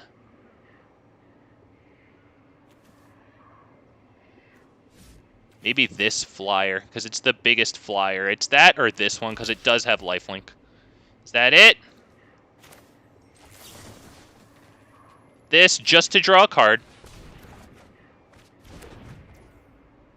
Okay, let's see what we draw before we use that at instant speed.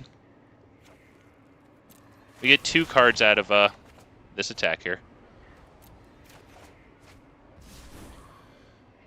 Okay.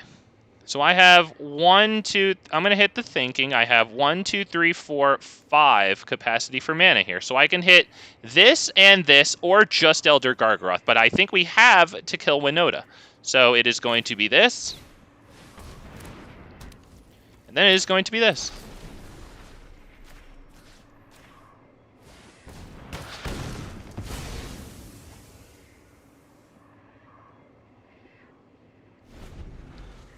So they have 4, 7 in the air that I can't deal with.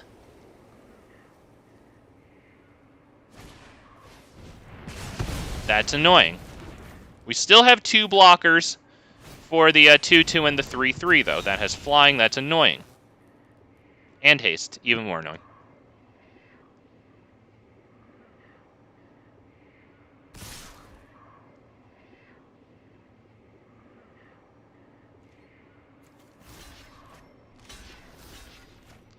One, 2, 3, 4, 7, 9.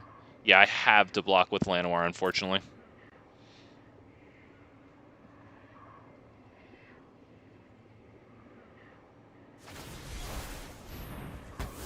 Okay, yeah, that's good. That's good.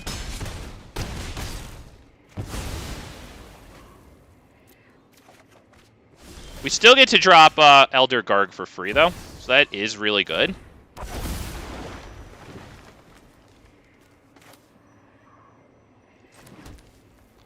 If only we had Suruk and Goreclaw down first, because then we could get an attack and gain the life. Let us hit the thinking. We need to be able to either get a block or protect Elder Gargaroth. So with 1, 2, 3, 4, 5, 6 mana, I can only do Suruk and Goreclaw. I don't know if that's enough, so we might have to do this on one of their flyers.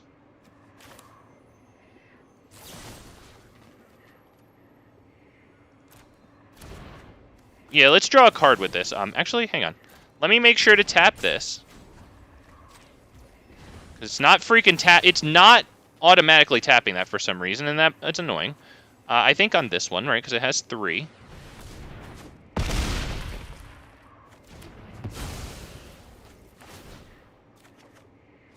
Okay.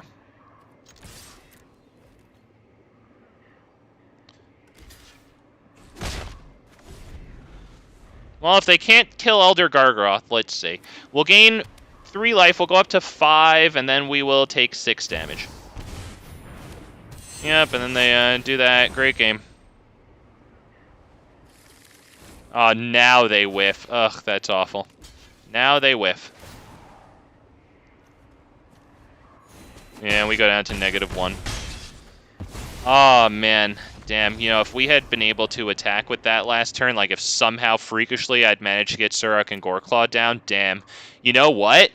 That mana screw at the beginning really came back to haunt us. It's too bad, because we actually did pretty well there, but damn, the fact that we had to wait so long to actually get things onto the field that costed more than 4, man, dude, that wound... It didn't cripple us, but it did wind up costing us the game. Oh, man. And that game was against Winota, too, so not gonna lie, like, we did pretty darn well there. Yeah, that's Winota. Winota's another card to allow our specially handily capable friends to win, you know? So, I mean, we did pretty well there. I think we have to mulligan that one. Alright, dude. I think I'm going to take this one. We've got the turn 3 play. Even though they go first, that does suck. We have to probably get rid of Primeval Bounty.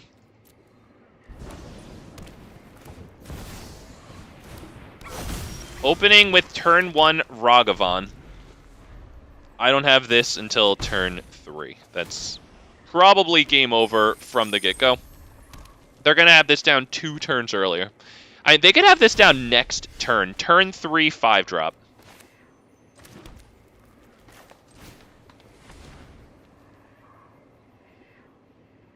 Yeah, they're doing so well that they can actually... Wait, what? Oh, right, they had to do X equals 2 there. Right. Okay. They're doing so well they can afford to do that, so that's pretty wild.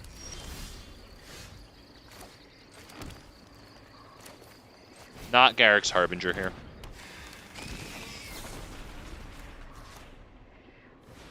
I think we have to.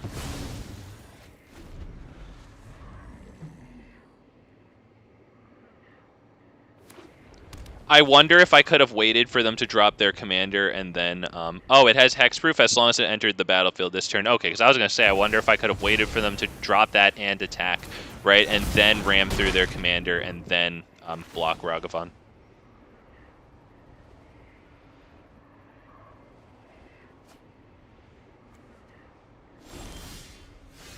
Alright, that's probably Questing Beast. It's either Questing Beast or this. I think it's probably Questing Beast.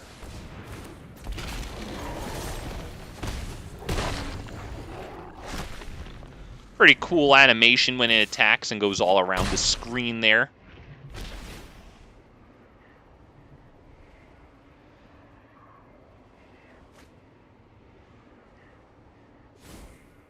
Oh, what is that exactly?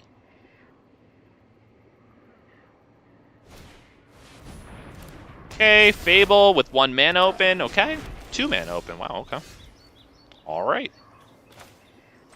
That's probably Toski attack.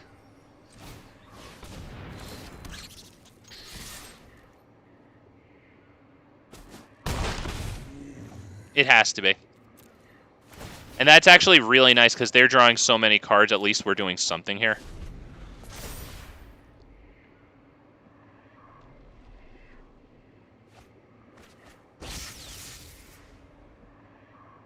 What was that? That's Jumpstart, right? Yeah, draw 2 cards and you cast from your graveyard by discarding a card. Yeah, okay.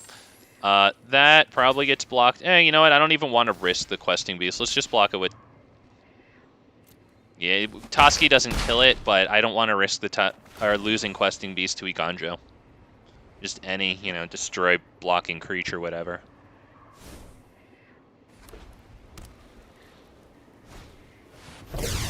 Alright.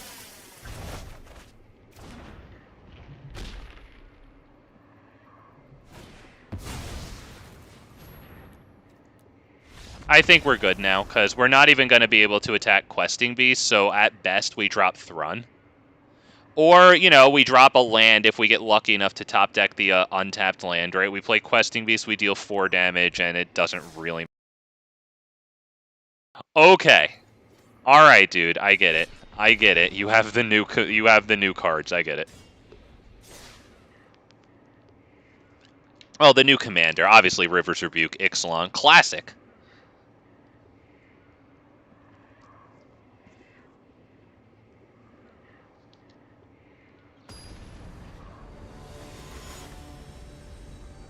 Finn for the poise win. If only, man. Ah, if only. Damn. Damn. Let's see. Chart. It's not terrible.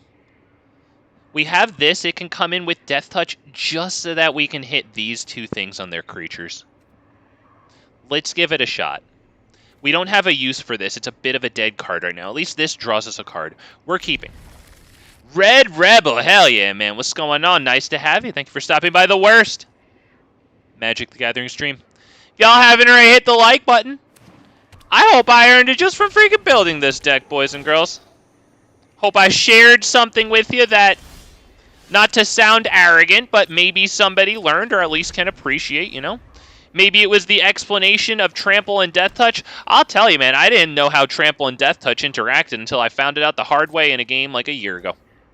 Yup, okay. Hey, you know what? That's pretty good. It's a land. We need a land.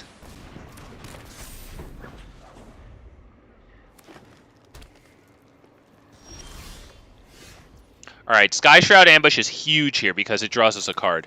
That is huge.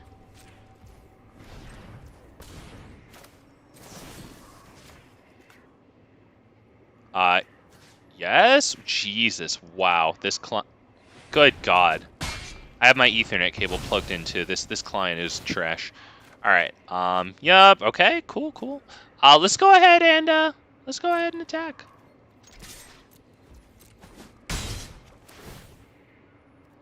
No. Wow. Good thing I'm not the worst spacebar masher in the universe, or I could have just removed that for nothing. And then Sour, what's good, man? He said, damn, oh, hang on. Oh, shoot. Okay.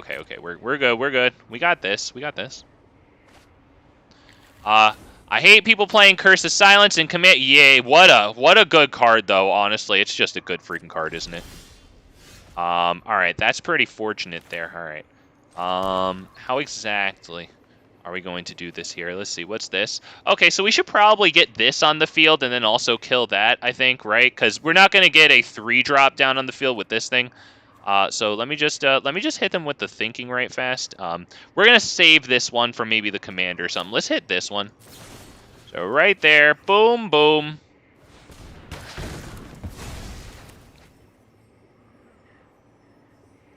Oh, shoot, you know what? I can hit this post-combat. Oh my god, I'm so good, you guys. It makes a difference that I'm playing this post-combat. I'm so good, you guys. Make sure you all write that down. And then he said, haha, me so smart, me tax... I'm telling you, Sour, it's super easy to play, Control in here, just because I feel like as non-Control, we're a bit handcuffed when it comes to dealing with them. I need to kill Lotus Cobra so that they can't just drop land, hit commander next turn. So we have to do this now. It has to be done. I don't want to, but it has to be done. Let's make sure to tap this. Hang on. He's going to say your go. Boys and girls, it's the classic tale of the driver behind you in your rearview mirror yelling at you to go faster. Do you actually go faster, or does it antagonize you to go even slower? Every single time. We're going to make the play. Hang on, wait. Yep, there it is. Hang on. I got this. I got him. Don't worry. We're playing the mental game here.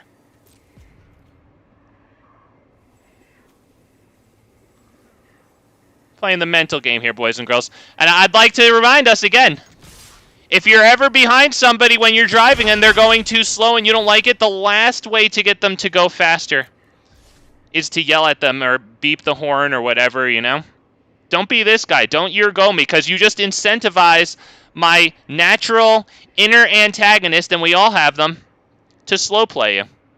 What a smart guy here. What a smart guy. You want to sit there and do that, buddy? You just incentivized me to be a jerk, and you know that us humanoids are always going to take that. Let's just do that. Hang on. One moment.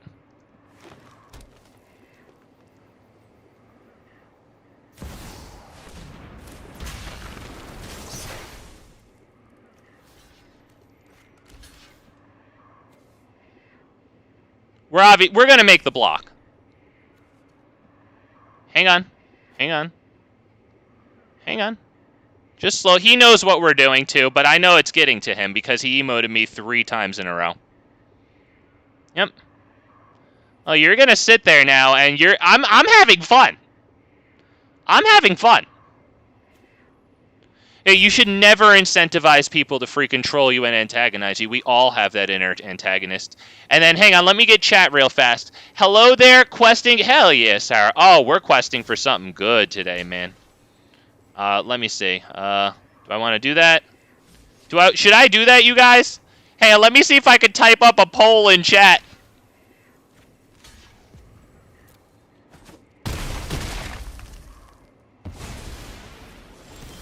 He's so mad. He's furious, guys.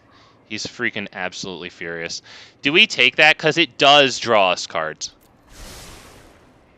And it gives our commander trample, so I think it might be something to play here. Let's see. Hang on. This guy's really going to sit here and take it. You're going to regret it, buddy. Let's go through his graveyard, too. I think he should be able to see me going through his graveyard. Why would you do that? Why would you antagonize somebody to be an asshole to you? And then they can just sit there and laugh at themselves. I'm triggering him, you guys. I'm triggering him. But Questing Beast down now is really good because with this thing, now we're going to actually be able to drop Thrun for free next turn, which is actually pretty darn nice. Let's see. Do I want to attack with this one? Hang on, let's see. Should I attack with this? Oh. See, the thing is, he knows that I'm slow playing him, too. He's trying to not have it piss him off. He's still pissed off, even though he's trying to make it not piss him off, and he knows exactly what I'm doing, too.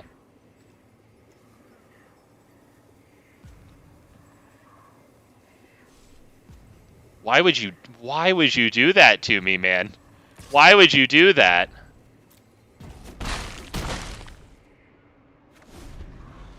Why would you do that?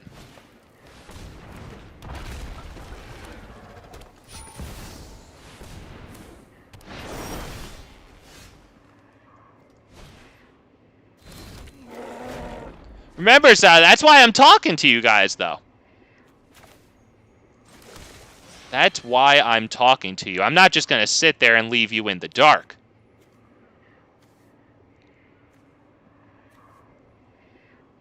I think it has to be Garrick's Uprising here. Wow, Finn. Ooh, if only we drew a land. Although I guess Finn is pretty good. It does have Death Touch. Let's go ahead and attack with only Questing Beast, right? Yeah, only Questing Beast.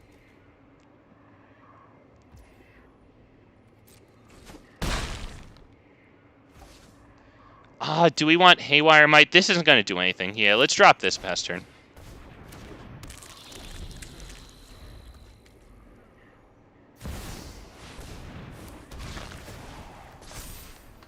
Alright, at this point, we definitely really want...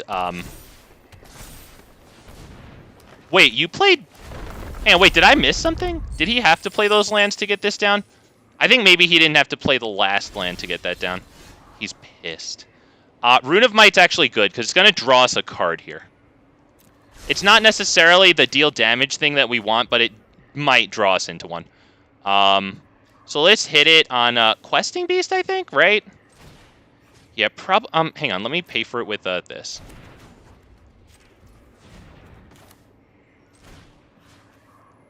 Yeah, we definitely want that on Questing Beast. Wow, 6th sense. Not terrible there. Not terrible at all there. It will draw us a card, but Questing Beast might die, which is a bit of an issue. I'm not super thrilled with that. Might have to be done though. Although Thrun has Indestructible on our turn, which is something, but it's not hitting through this, right? Because it doesn't have Death Touch. Yeah, that is an issue. That is an issue here. And this gives Trample, so that's not really enough. This now has Trample, right? Yeah, that's good. All right, so let's only attack with that. Not really Thrun here. This doesn't have Trample. All right, do we want to do this and charge through and see if we can get something for that? Maybe not, honestly, because then we wouldn't have enough mana to possibly get them with a deals damage spell here.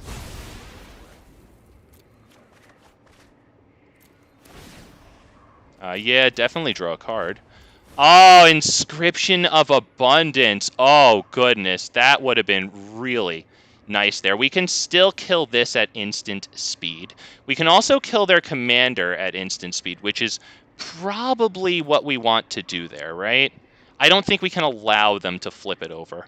So we might want to do that right now, right? Because I think that when they pay the cost...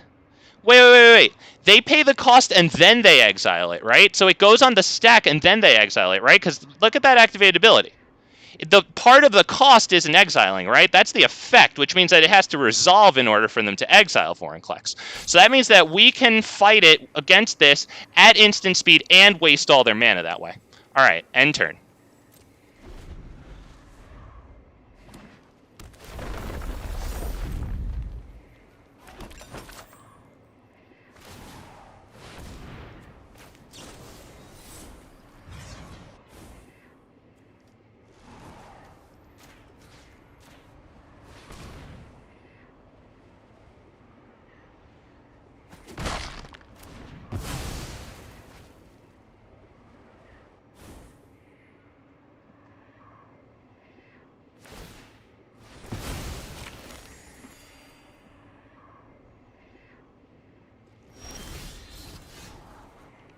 Oh, wow.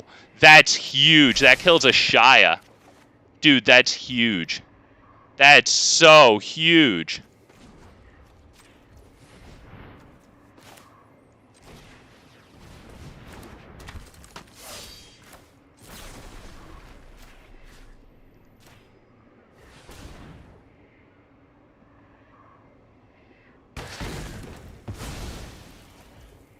Wow, that's huge, dude. That is huge. How much does their commander cost now? Cost modified to 9. They will not be able to flip it over. Let's do the charge through just to draw the card, I think. Ah, if only we had that a little while ago. Ah, we casted a few spells that target. I mean, you know, if only everything went perfect. Yeah, sure. Now, is this instant or sorcery speed? This is instant speed, but the thing will have to become the... Oh, wow. I don't think we can do that, though. I don't have a land in hand to actually use with that. So we have to get rid of that one. Not the best there, but it does put Questing Beast onto the field. And we have Trample and Death Touch. Or, sorry, Trample and Death Touch on Questing Beast. So we will attack with probably everything but that.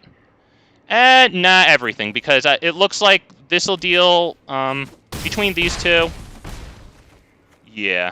All right.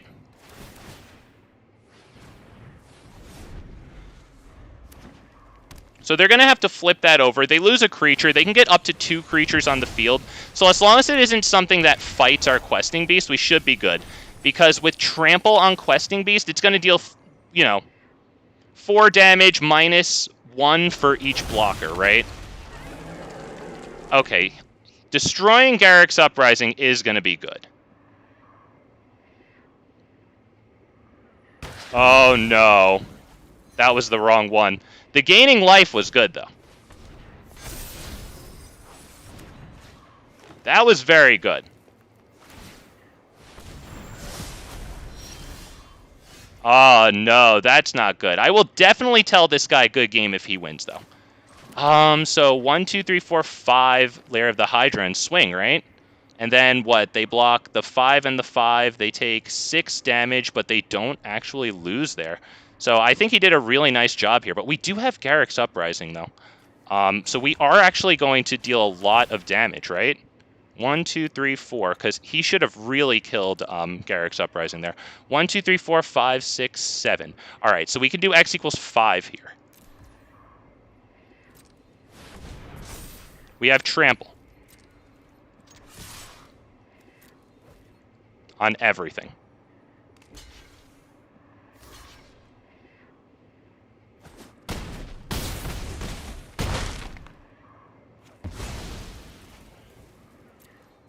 Oh, right, but those only deal 1 apiece. All right, well, he could win here.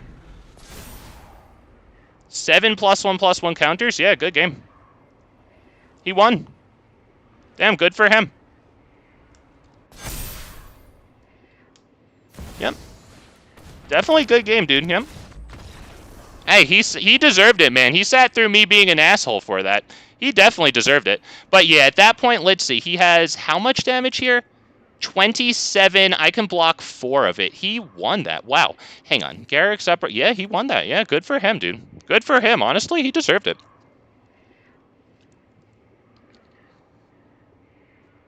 I mean, despite him telling me your go, and, you know, I slow played him to be an asshole, but, like, it was a very well played game. Honestly, I think on both sides there. Dude did a good job. And actually, we had some really nice plays on him, and he still recovered through that. Maybe I should have sacrificed the... I should have done X equals 4 Lair of the Hydra, and then sacrificed the what's it called to exile his enchantment. Do you think that would have been a better play? Because the thing is, he probably would have been able to just drop his commander on the field, so he would still have another 6/6 on the field instead of, you know, the 7 +1/+1 counters. I think we can take this hand.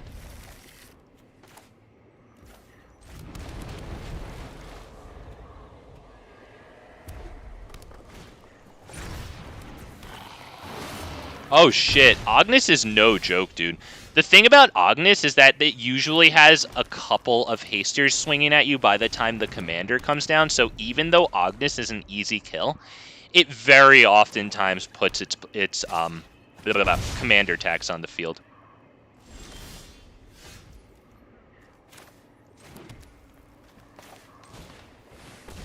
I really gotta hope and pray for that one. It has hexproof from black. That might save it here. Oh, wow. We could... Oh, wow. He just conceded to the hexproof to black. Holy crap. But hang on a second. This was going to cost 9 minus 5. That's 4. So I could have played... Yeah, I think this would have been a good scry, right? Because we could have dropped the land, played this for 4.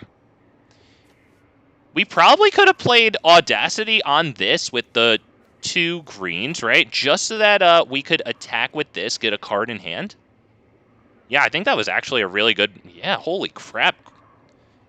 That was actually incredible. That would have been turn 4 freaking Great Henge. Wow, dude. Yo, whoever told me that one, man, I think the hexproof from black just won that game.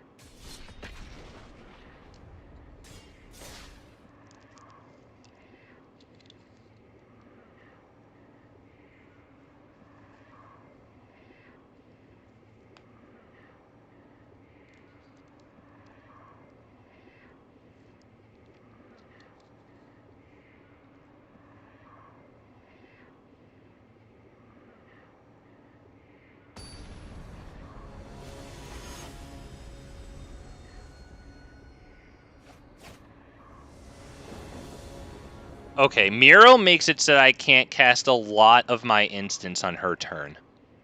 That's an issue. Not the biggest issue, but an issue. This hand is not acceptable.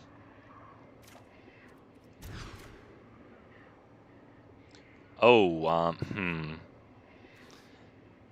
If this was 3 lands, I wouldn't mind, because the Cartouche of Strength does go well with Ronus, even if it can't attack or block. But I have to hope and pray to get like 2 top deck lands within 4 turns. That is not always going to happen. Less than half of the deck is lands.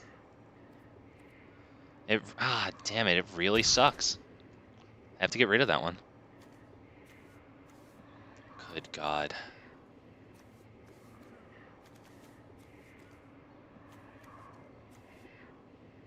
I don't know, dude. It's semi-coherent.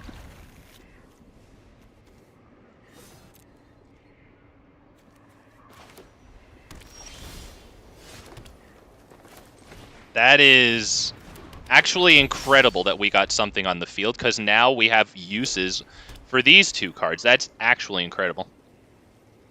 Looks like they have Exile in hand. It's only a 1/1, though. It's a good 1/1. I actually really like this one because it's got 2 toughness, too. Bounty Agent, that has to die. Has to die. No way around it. Right, then that'll just be able to tap and destroy Questing Beast on sight. Unfortunately, no way around that one. We still have Nature's Way in hand.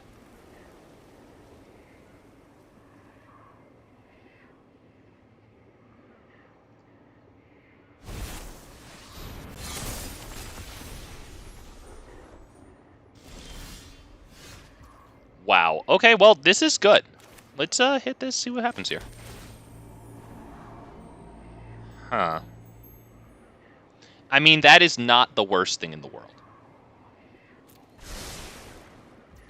Alright.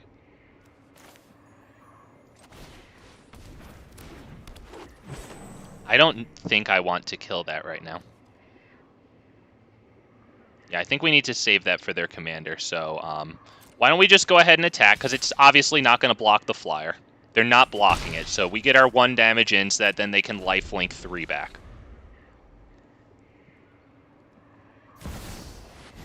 Wow, do you not have a land? Wait, what? Why didn't he exile my Death Toucher? Did he mess up? What was that? Oh, when it trains. Oh, okay, when it trains. And how does it train? When it attacks with another creature with greater power. Okay, I don't know if we can let that happen. Right? I think we have to kill that. I can't let that just happen.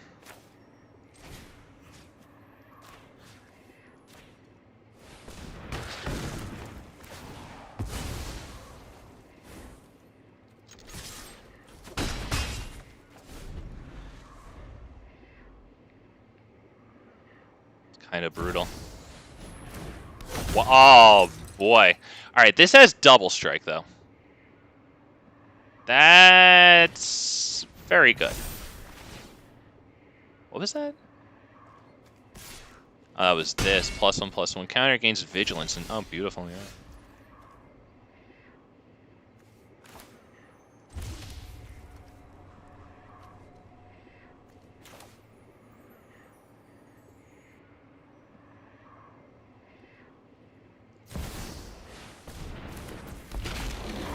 Do I attack with that, or do I pass the turn? I think I have to attack with that.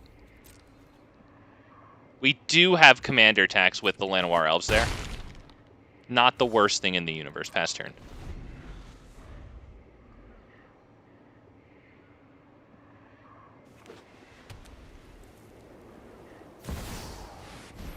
Okay, now he gets it out. Okay, yep. Spells cast from among your opponent. Spells cast from among cards your opponents drew this turn cost 1 more to cast. Okay. Okay, we need to do something huge right now, or else we're in big doo-doo. Like, major doo-doo. This plus this isn't terrible here. I could also pull the cheesy oops play with Llanowar Elves. I don't know if it's going to work, but it might be our only choice. Let's do that. Let's hit the I don't feel like being a dick. Yeah, he did it anyway. All right, yeah. So I don't even have to think that I'm an asshole for this.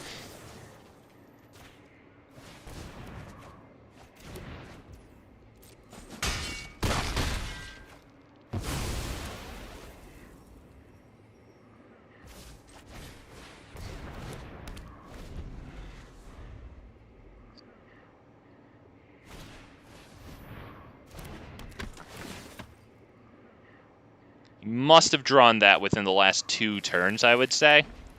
Right, because obviously that would have helped him get his commander down. He got really land screwed for a couple of turns. He's got great cards now, though. He's looking real good.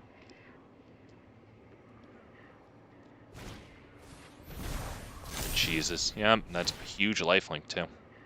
Huge lifelink.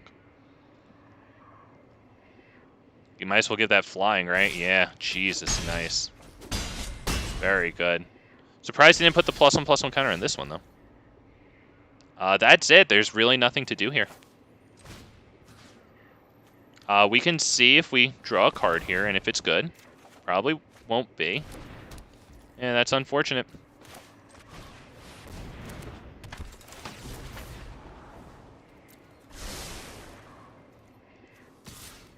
Let him know. Good game. Did that actually... Oh, okay, there it is. Yeah, good game. Yeah, good game. You got it, bud.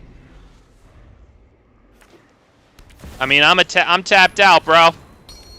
Alright, yeah, Heliod's cool. Alright, dude. You can't just... We can't have nice things sometimes.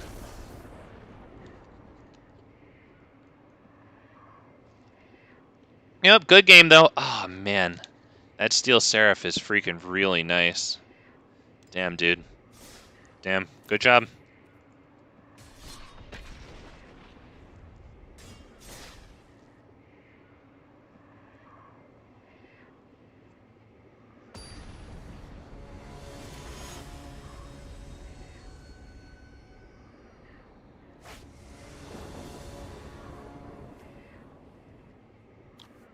Okay.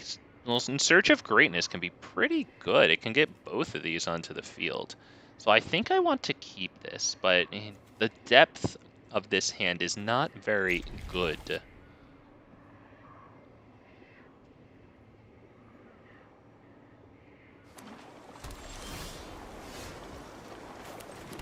Very nice that we got that, though. Land number 4 for our commander, thank goodness. Alright. Attack. Drop this. Yes, please. Thank you.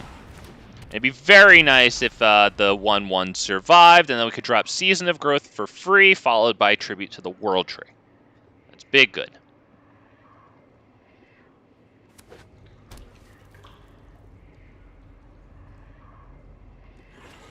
They didn't even drop their commander there.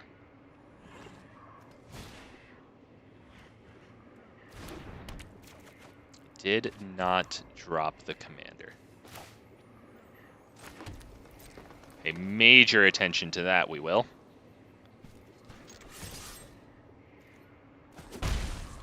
Tribute to the World Tree and In Search of Greatness stick around. We can drop Guardian Project and then hit our commander and draw 2 cards off of that. Tribute and Guardian Project, that's huge. Big if. Big if.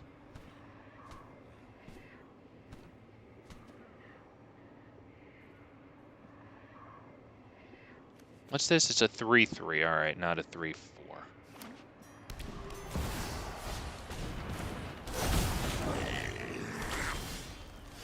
All right, do they have anything in their graveyard that would be good with Squee? They already have freaking this.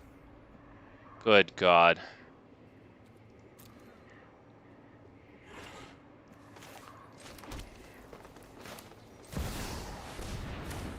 So I can't attack. Thrun isn't gonna... it's not gonna do it right now. We need something to kill their Saproling tokens. So we can't attack. I can't have them bring that thing onto the field freaking super-duper easily. We do have a good amount of interaction. We're gonna have to draw it. That's a bit of an issue.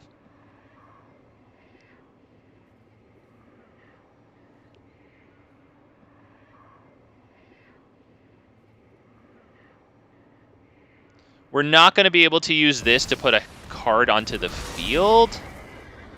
Oh, boy. Okay, so we're going to have to kill that Sapperling by next turn, or else they get this onto the freaking field with this thing's, sacrifice the Sapperling ability there. Move it to the command zone. We do get a Scry with this, though. That's not it. That's great, but we're not going to get the attack in. Well, I mean, we might. Oh, no. Oh, boy. This is bad, boys. This is real bad. It's probably Lara the Hydra, because we can't really drop a 5-drop here. Oh, boy. Let me get the thinking. I mean, is it just Doomscar Warrior on itself, so at least it trades with the Cavalier? Probably. I mean, I guess we might as well put the card on this, but this doesn't get us it doesn't get us a permanent into hand, right? Yeah, a creature or a land card, so that's really not even going to put one of our interactions into hand. Alright, I mean, fair enough. He could bring that back onto the field, I guess. Maybe we'll get a land. That would be alright. Wow. Okay. We still don't have a 5-drop, though, for this thing. So we'll take the Scry, obviously.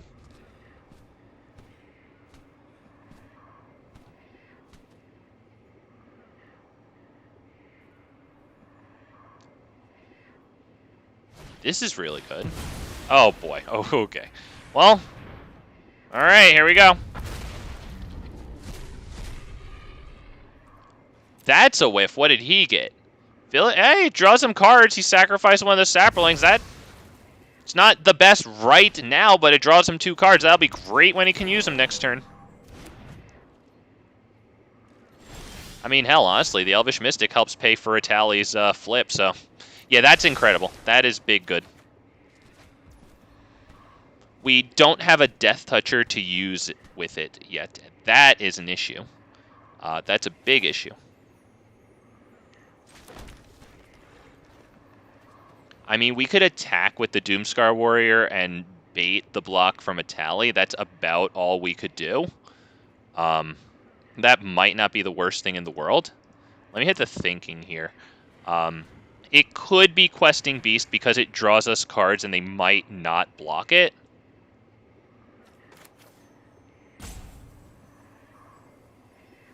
Yeah, it should probably be this one. Alright, let's take the Scry first.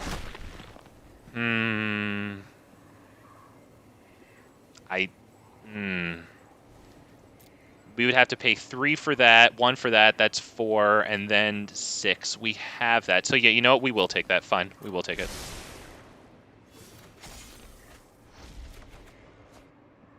Good God. We'll attack with that one, and I think that's it. They block with Itali, fine. I guess they could just bring it back with Squee at some point. Is Squee in their graveyard, or is it... Where the hell is it? Oh, it is there. Okay. Okay, then that was pretty bad, honestly. Let's drop this one, I think.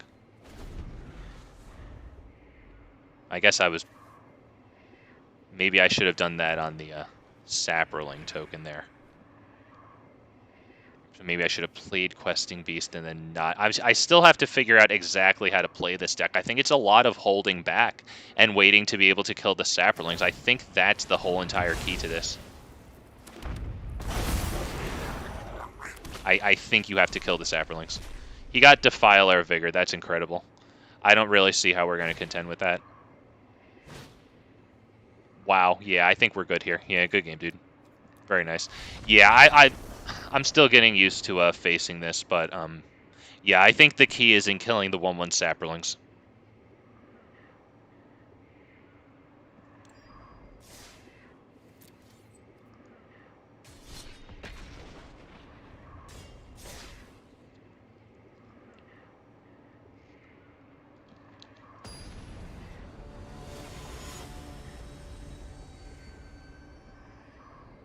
Okay, well, you know what? I get another chance here to put, actually, that to use. Okay, I go first, okay. Man, if we had one more land, it would be okay. Damn, dude. Damn, man, I can't take that one. I really wish I could, too. Fine. Keep 7. We'll drop this one, I guess, first. We don't need the turn 1 Elvish Mystic for a 3-drop on turn 2.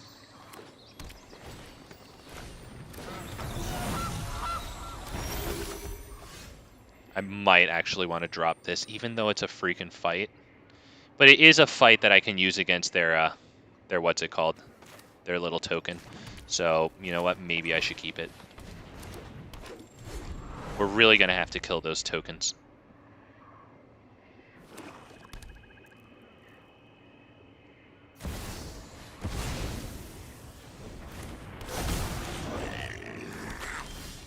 So for right now, I think we're okay with dropping Questing Beast and attacking. I don't think they're going to want to get rid of the 1/1 token. I mean, hell, I could really just drop Guardian Project here.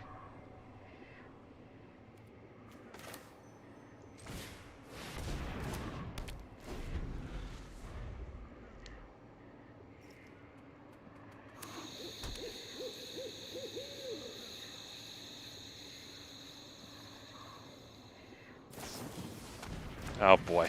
Okay, wow, 5 mana? Alright. That's good. Whenever another creature from anywhere other than the battlefield, or... Wow. Yeah, it's going to be dealing us a whole bunch. Alright, that's good. That's good. Let's drop this. I think that's just Questing Beast, and I don't even know if I should attack, because I want to use it to kill some stuff, I guess. Right, I can't just trade it for Sir Conrad here. No attack. We can hit Cartouche of Strength on it, giving it +1/+1, trample, and a fight. And we'll, of course, fight one of the 1/1s.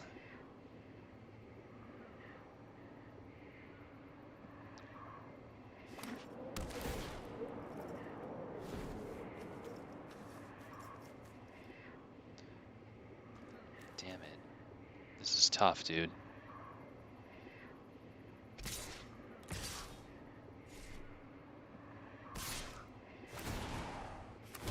Wow, it attacks and creates another. I think we're going to block Squee.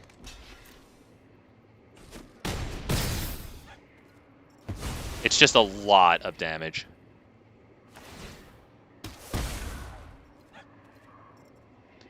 I don't see another thing in his graveyard right now, so... Okay, he's just dealing a bunch of damage to us. Alright, dude. Not bad. Not bad at all. Wow. Vorinclex into...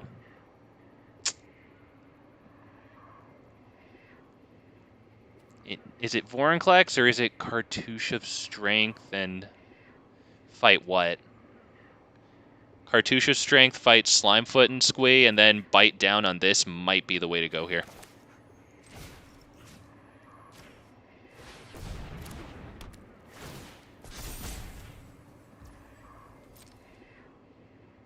Yeah, I think we have to do that, yeah.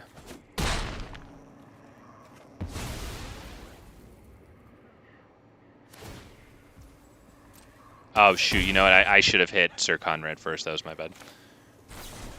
Alright, my bad, my bad.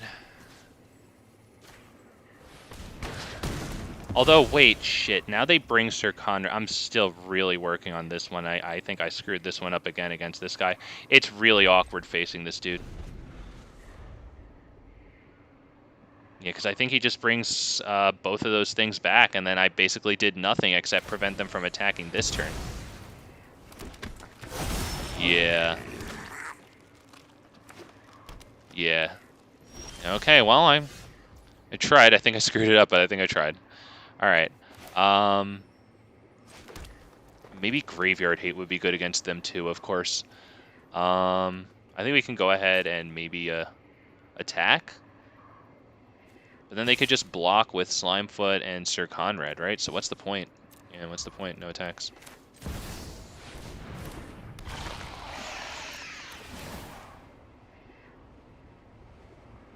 So should I have done both of those on the 1/1s? I guess he would have had only 2 1/1s in that case, right? Because Slimefoot and Squee wouldn't have returned and then made this one. But then it would have attacked and made one. Man, that's... Jesus, dude. Guess it has to be Graveyard Hate, right? Probably instant speed Graveyard Hate would be the best. Have like a damage-based board wipe. Wow.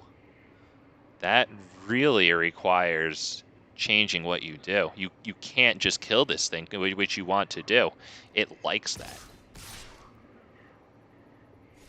Yeah, we would have blocked Sir Conrad there. I don't really see a point in blocking that. I mean, it prevents 3 damage, but then he just makes more saplings. Yeah, let's just freaking block it. Because it prevents 3 damage, but he just brings it back anyway. And deals us like 2 damage, I think, right? 1 here, 1 when it leaves.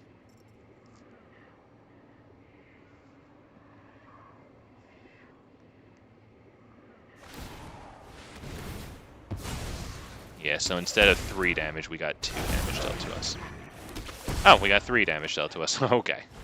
Well, then we costed them 4 mana. I guess that's the long way, but I guess that works for us. What's that? Oh, this thing is really good. It returns a creature. Yeah, that's really good. Okay, this. Can we flip over Vorinclex? Not yet. We can go ahead and kill that with Reclamation Sage, which is probably a good idea. Draws us a card with Guardian Project.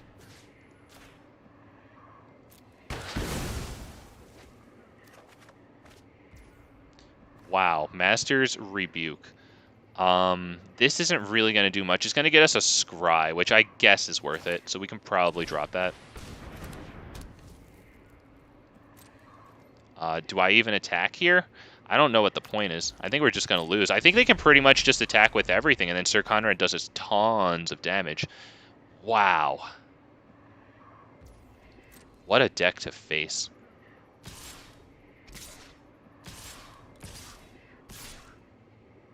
Because each one of those, when it dies, right, it's going to deal us a Sir Conrad damage. So we have to use this on Sir Conrad.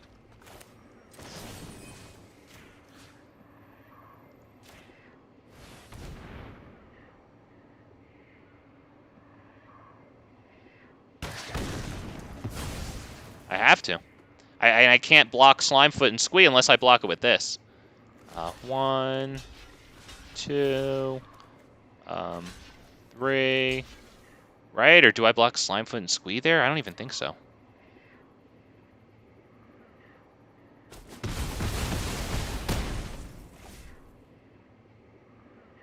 Right? Because otherwise we just would have taken tons of pings from that thing. Oh, wow. Okay, good game, dude.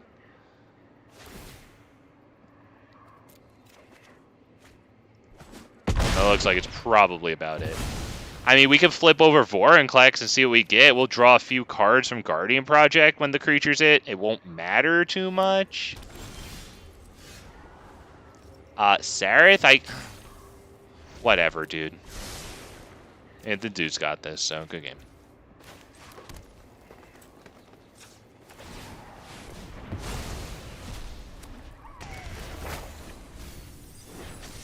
I got Galta, and it's not the worst thing in the world. The game's still over, I think. Unfortunately, we're not getting a really good use out of the doubling with God Eternal Ronus there.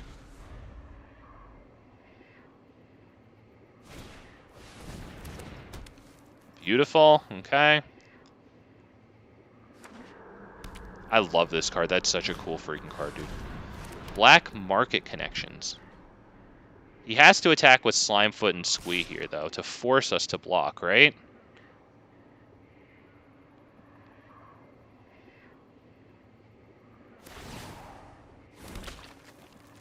I think I have to block, right?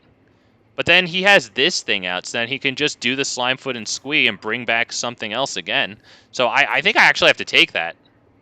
Right? Because he has this out, and he can tap all of these for mana. So I have to take that.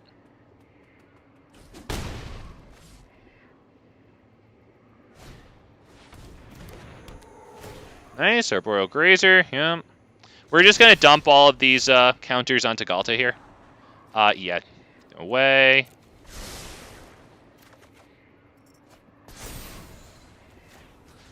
Yeah.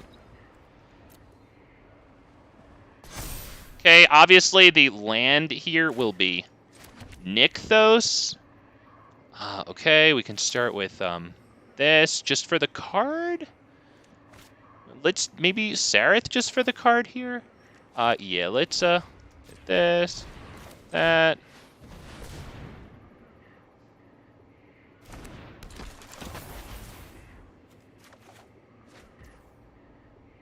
Okay, that's not the worst thing in the world, to be perfectly honest.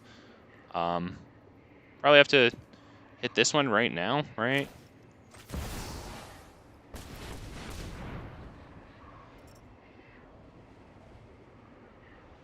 Can we win?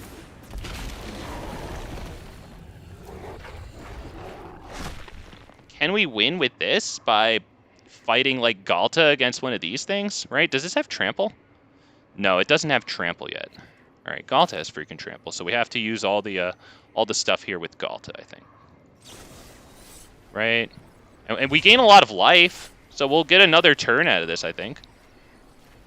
Let's fight. Oh, yeah, target me. Target a creature we control. We're going to fight that, just so that they have even less toughness, I think, right? Because we're not going to get rid of all the Saprolings. So there's no point in fighting the Saproling. We might as well get rid of 3 toughness on their field.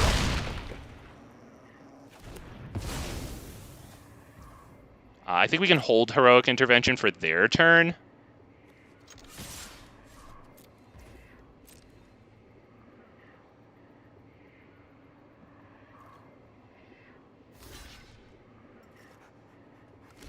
Yeah, they should be able to survive. They're going to take 19 plus 4, 23, and looks like they go down to 2. Oh, wow, down to 1.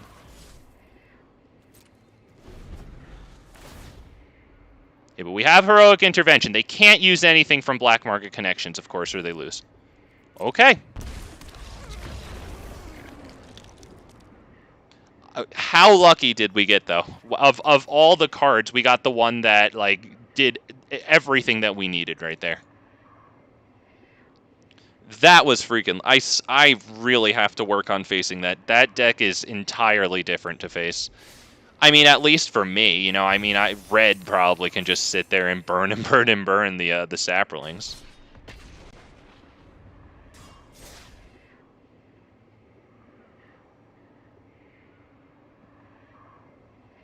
I was going to put, like, Froghemoth or maybe even Scavenging Ooze into this deck. I wound up not doing it. Maybe Armored Scrap Gorger would be a good thing to have in here, because I don't have a lot of dorks, but it might be a good thing to have. Maybe in place of, like, Jugan Defends the Temple. I really like the capacity to, like, dump my excess mana into, you know, +1/+1 counters, though, using the backside of Jugan Defends the Temple. I don't know about this hand. I don't think it really gets us anywhere. Fine, dude.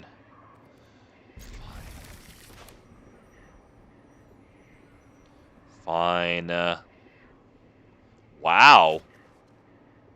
It looks like he's probably only going to lose 1 card, though, here. Oh, wow, he lost 2. Whatever, he goes first. Or second, whatever. Draws first. Strike it. Jeez, okay, yeah, he's already on the right track. There you go.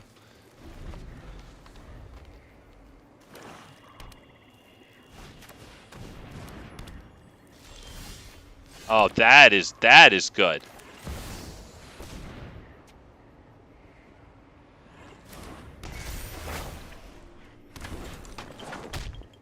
Now, does that token die? Do they want to use their treasure token? Okay. They could still flash that spell back. And if they drop a land, they could get their commander down. They're looking good.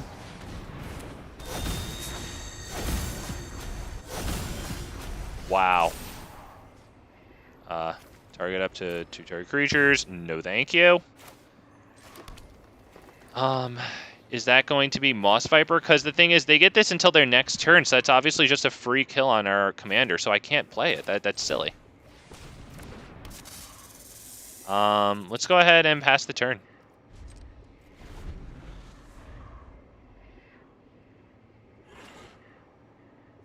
Just let them hit it for a swamp, you know?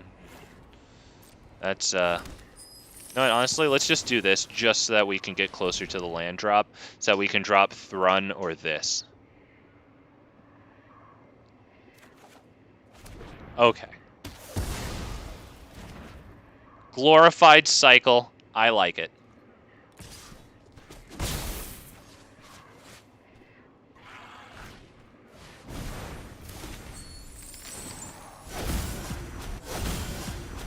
Now, are we hitting Nissa or Thrun?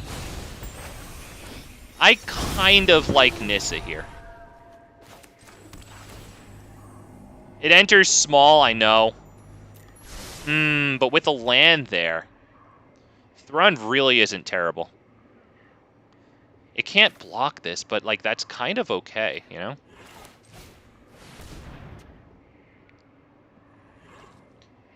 The land kind of changes my mind, though, because Nissa enters at, 5 and then makes a 6/6.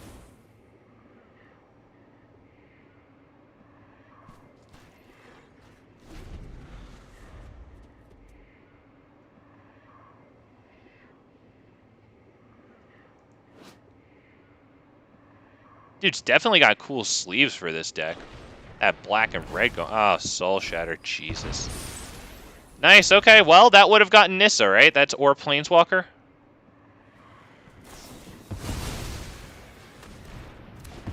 Alright. Alright. Well, hopefully that exhausted him of a bit of removal.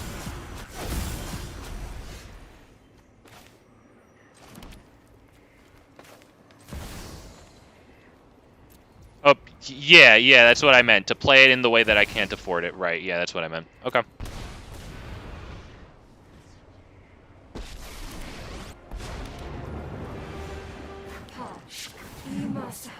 Gotta get the creature out. I'd love to be cute and hit his Mind Stone. Gonna have to wait.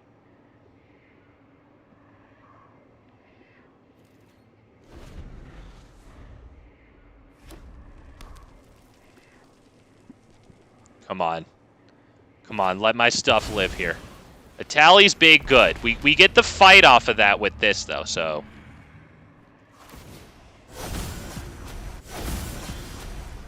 Wow.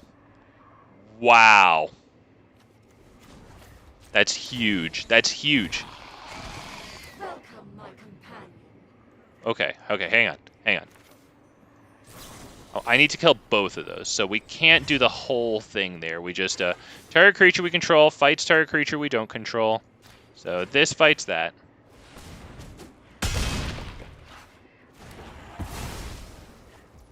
Bite down.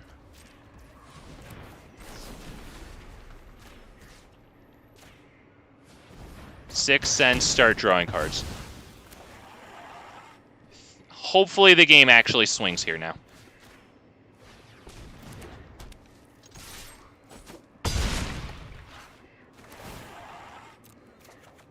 That's huge. Nissa living is huge. Wow. Can he clear house here? He can tap out for his commander. That's not the greatest thing in the world. Wow. Can I just win?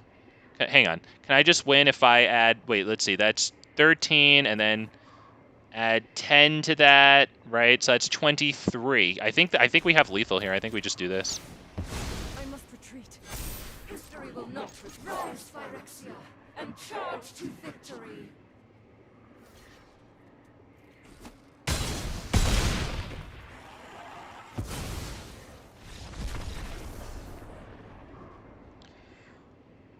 Not gonna lie, I got so excited that I did the math right that I didn't just cast Questing Beast just in case I got the math wrong.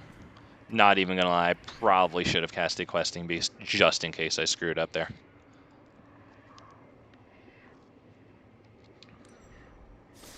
Wow. That was just the power of freaking Nissa. Jesus. Wow. You know what? That was really good that we got Thrun out there. Although Thrun could have done a pretty darn good job. But Nissa just loading up the field with creatures, that's just, you know.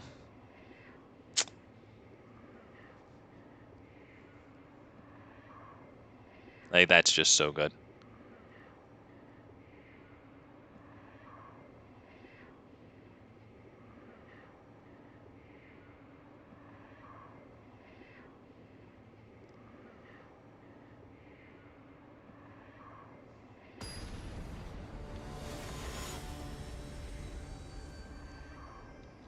Wow, okay. We're up against freaking Finn the Fang. Hey, we go first and we have a Death Toucher. Is this good? Turkey deals damage to Finn. I have to keep this hand. We've got the strike on Finn before they actually start getting completely out of control. That's huge. If they don't drop anything here, we can hit 6 cents on our creature. All right, they do exactly what we were doing there. All right, I think we probably just passed the turn. All right, we have to hit this at instant speed on Finn. Wait for them to attack. Because now we can put 6 cents on our creature, start drawing.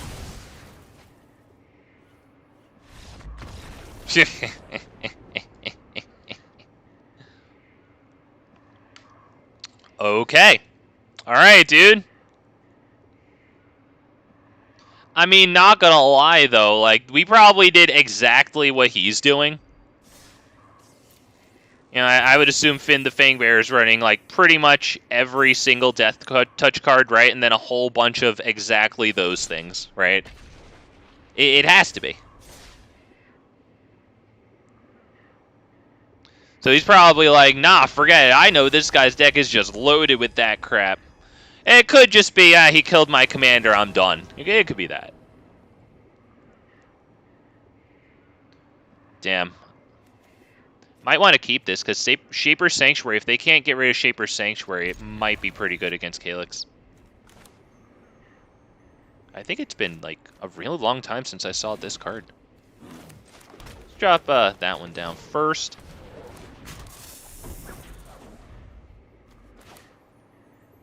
We do need the third land as fast as possible, though, to be able to hit this on Calyx.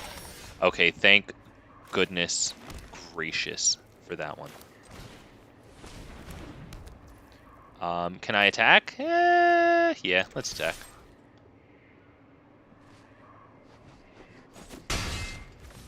Do we want to drop this one? I think so. Because just in case they remove one of them, we get the other one as a backup there. This does cost 3. Cost 2 less if we target a legendary creature. Oh boy. Okay. Oh boy. Okay, that's good. That's good. I think we attack, right, with just this one. Okay, we'll just trade 1 for 1. Okay. Is this an instant? That's a sorcery. Okay.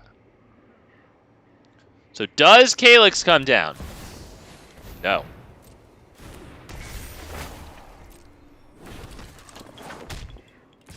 Yep, only that one. Yeah, good play, good play. Keep trading ones. Okay. Inscription of Abundance. That will be huge. We do drop Questing Beast here, I believe.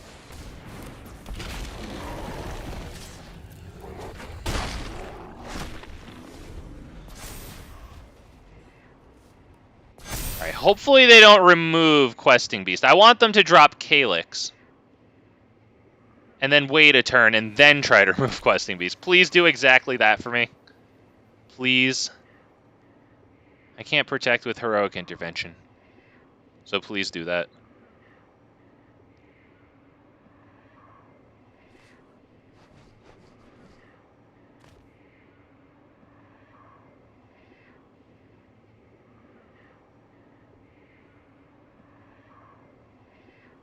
Have 5 mana. Hit some sort of 2 mana removal enchantment, you know? Yep, there's Calyx, alright. Oh, wow, okay, not a removal enchantment. Proliferate still, that's super good because he flips, yeah. That's actually super cool.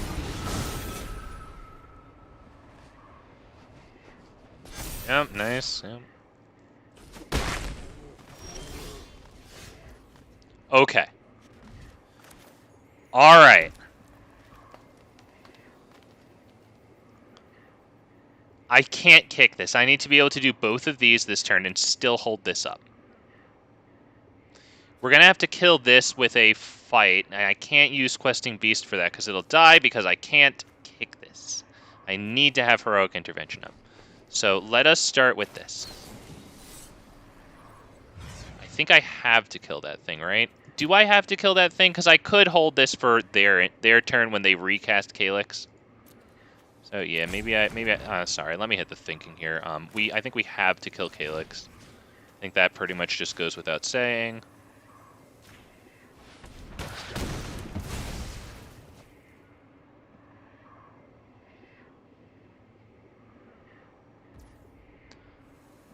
That's probably past turn.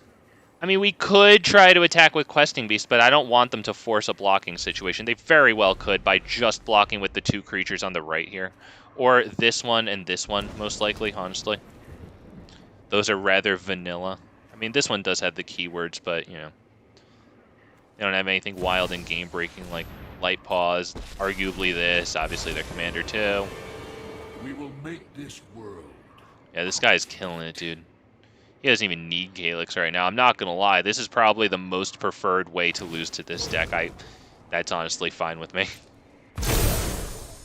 Excise the unworthy. Do we want to Inscription of Abundance? Can we? We probably should on this, I think, honestly. Target creature. I think we have to because it prevents them from dumping all their mana.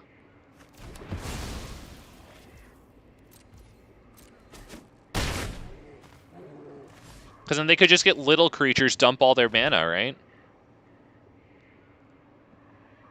Still have 2 mana. Are they looking to remove Questing Beast?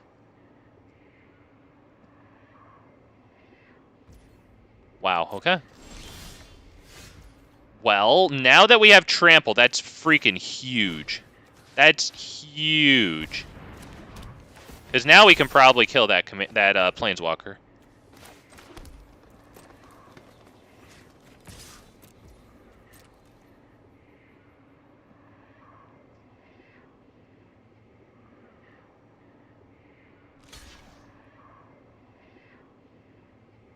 We're still swinging in for 4 damage there. That'll still kill their Planeswalker. I think we have to hit Heroic Intervention.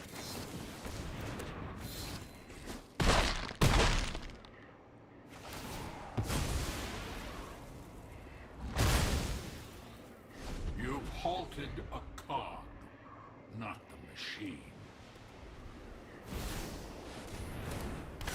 It still has 2 mana. Still has a huge flying vigilance creature. Dude's doing great. Wow. Wow, okay. Okay. Do I do Cartouche of Strength and then fight this? So I would put it on one of these guys and lose them? Let me hit the thinking and poor guy. I think I have to. I don't think there's a choice here.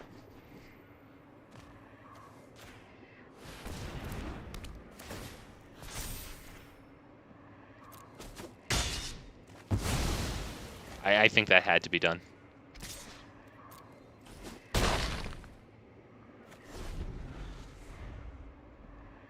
Come on. 2 lands. Come on, 2 lands. 2 lands. Come on, man.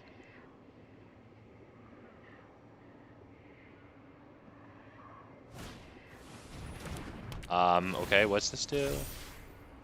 Wow, thank goodness he just lost Light Paws, huh? But we can just block that with the 1, too, so... Yeah, exactly. Yep, he knows. Oh, wow. Okay, okay. Yep, we draw a card. Yeah, we take it. 100... Wow. Not terrible. He gets to swing in with the 5-6, though. I can't do much about that yet, unfortunately, but what a draw there. At least this can do something about that.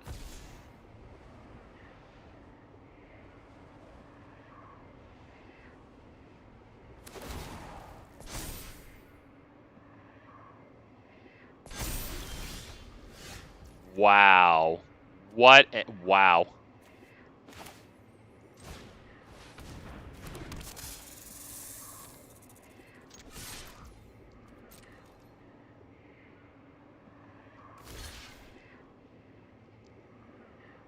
You sure you don't want to block it with the 5-6? Also, you might need to.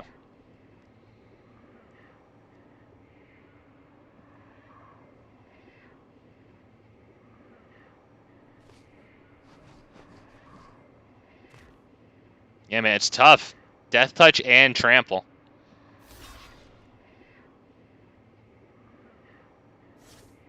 Come on, don't block it with only the 5-6. That would be the worst. Okay, hang on. We should probably kill this with this, right? Because we have the 6 mana to just recast this next turn. Although, we can just block that, right? I think we should kill every single thing he has, though. I really think we should.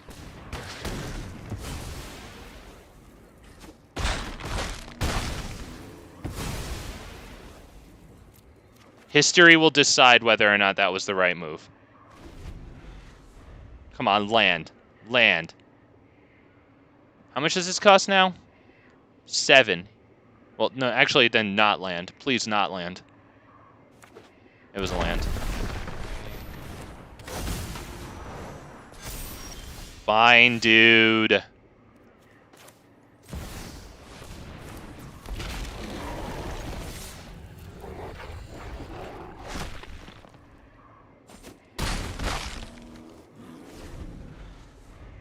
Come on, land. Now make it a land. Come on, land, land, land.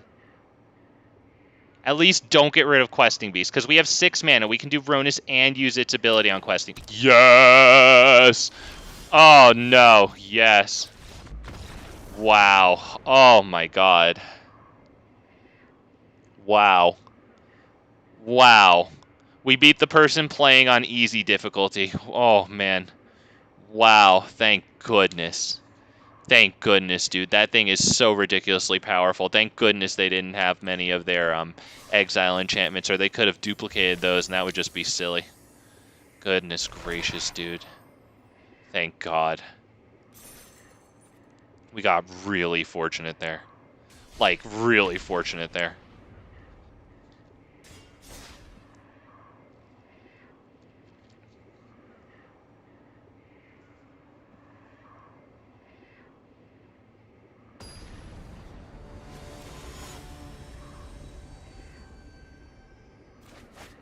We faced this guy earlier. Alright, cool, man. What's up? We should probably keep this. I think I have to. We'll probably hold off on Bushwhack. Well, I guess probably had to. Do I play it this coming turn? It's my only fight spell.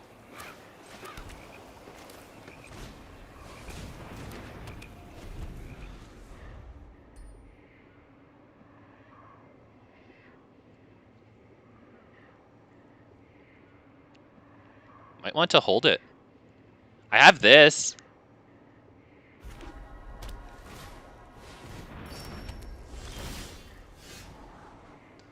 That's not bad. It exiles their what's it called here? It's not the worst thing in the universe. Because, do I drop that now, or do I hit Jugan defends the temple?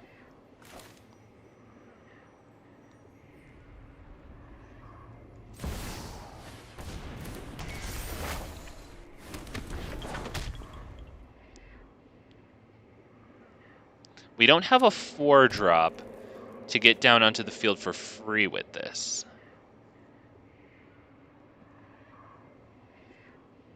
Is it Binding of the Old Gods? I feel like this deck always has Binding of the Old Gods. I mean, it doesn't, but like, I just feel like I see it so much from this deck.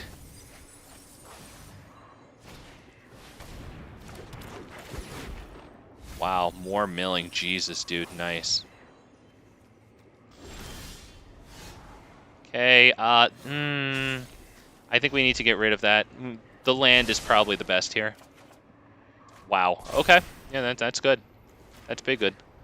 Submit.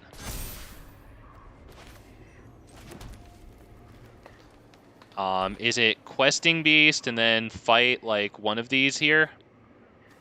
Probably should be, right?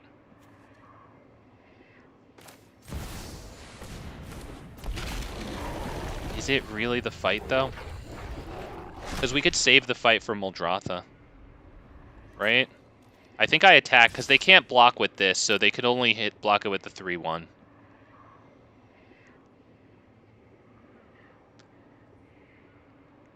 Right? I think we should save this fight for Muldrotha. We even have this Death Toucher to fight against Muldrotha. I mean, you can only block it with the 3-1. He probably forgot that he can't do it. Questing Beast has so many freaking lines of text. Who can actually remember that? It's certainly not me playing it, I'll tell you that. Oh, hey, yeah. Nice. That was a good play.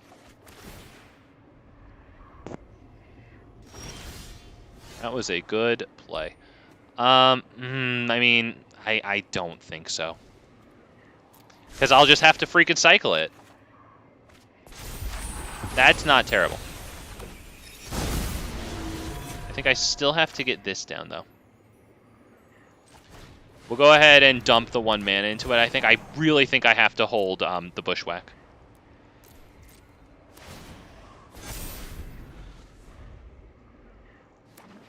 We can do Season of Growth and then Bushwhack and draw a card off of that. Wow, no Muldrotha there. What do you have, dude? Infection. Yeah, we need that. So Season of Growth. Now, do I ninjutsu this so that I can start the Jugen Defends the Temple all over again?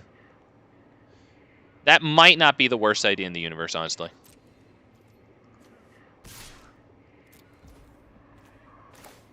Did I screw up there? Oh, wait, that comes after blocking, right? Oh, wait, this has reach. Okay, silly. Ha ha ha ha ha. All right,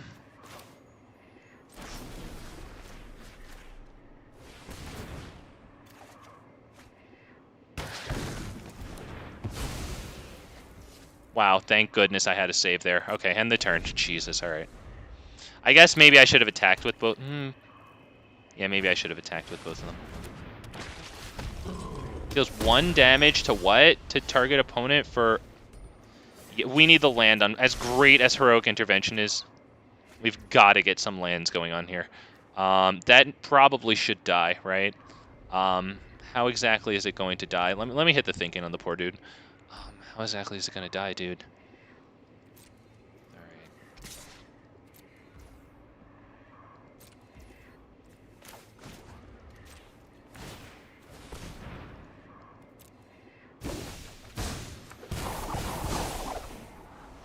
Thorn Mammoth, wow, that's too far out for now. It's great, but I think for now it's too far out. We need the land, right? It costs 7. I think we have 5 right now.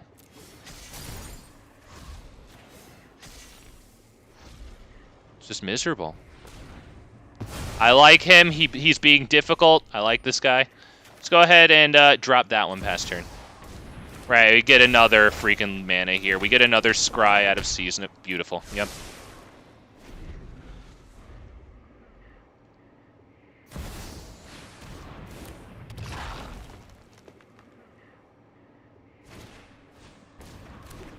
Nice. Did you have no lands in there, I guess? Yeah, no lands. Okay, cool. Yep, no blocks. I can't afford to block that. You know what? Yep. That's exactly what we want. We knew that already. Okay, on 2 creatures. Doesn't really matter. How about these two? The Death Toucher doesn't really need it. Plus, I'm probably going to be tapping it a bunch. I think. Let me hit the poor guy with another freaking thinking here. I mean, is it Finn the Fangbearer? We already have a Death Toucher, right? We have to kill Muldrotha, so let's start with that. We have to. Draw a card. We love cards. Oh, wow. Okay, that's not bad. Gives Trample to Questing Beast eventually. Or 2 turns out from having them both on the field, of course, minimally. Do we drop Garrick's Uprising here and Finn the Fangbearer? Probably. Get a Scry. We won't get a card out of Finn the Fangbearer, but or anything when we drop it now, because we don't control a creature with power 4 or greater, but we're still doing all right here. I think we can attack with that. It doesn't have Death Touch anymore because it comes in with a Death Touch counter, and then we removed that in order to exile Arcane Signet. Nevertheless, we did make Muldrotha cost 8, so they have to drop an untapped land and tap out for it. And if they swing with the 6/5, I'm 100% blocking it with Finn.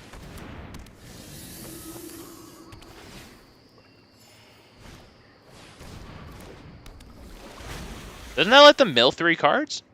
Oh, when it attacks, you mill 3 cards. Yeah, Finn the Fangbearer has Death Touch, so you can attack with the 3/3 to bait my Death Touch block. Yeah, we have to block. We're at 12 life. We have to block that.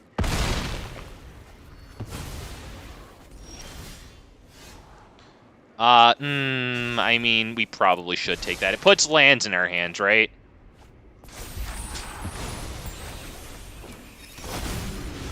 Scry. I guess the Scry doesn't really matter, right? Because we're going to drop Vorinclex. Right? Do we drop Vorinclex or do we go aggressive Mammoth? Because it is an 8/8. Vorinclex is a 6/6. This fights up against their commander, so I think maybe this is the better option. Do we pay X? No, I want the Death Touch block open.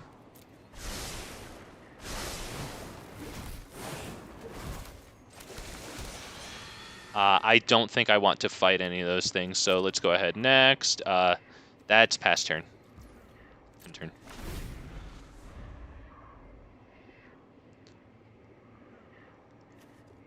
We got a creature for you.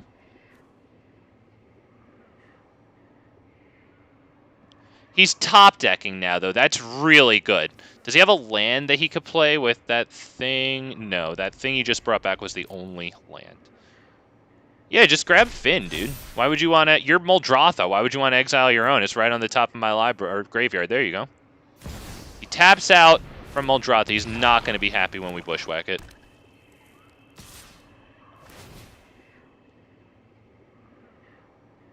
He just wants to mill. That's good. We are blocking that, of course. Right? It has no keywords. Okay.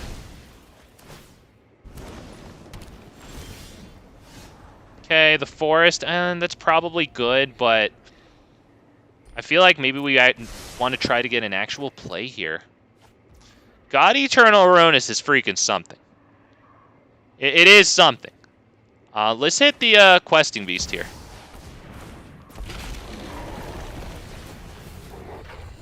You know what? We actually can. Yes, we will pay 1 and only 1. Yep. We want that. Fight. Boom. Boom. That probably won't get him to quit since he just put those lands on the field. He got a really good shake there with World Shaper. Gave him like 1.5 commander taxes. That was actually pretty good. Does he have reach? No reach.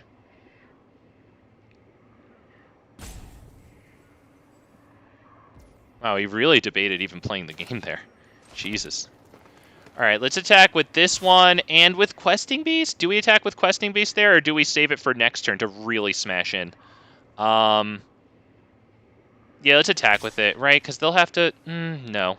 I don't think they will let Questing Beast through.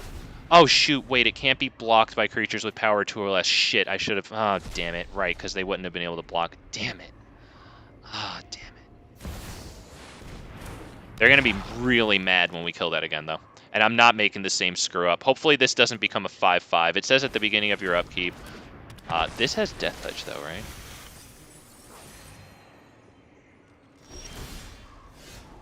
Alright, that's not it, no.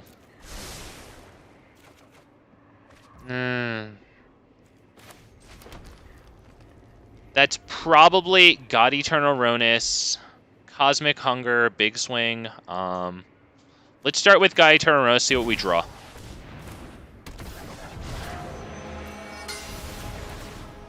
Yeah, no, we're declining that. I need as much mana open as possible here. Yep. Yep. Poor guy. Oh, that's awful. Let's go ahead and we all have trample, so all my attacks here will swing through. We're attacking with freaking everything. These are both instant speed, so we're screwing up any blocks he makes.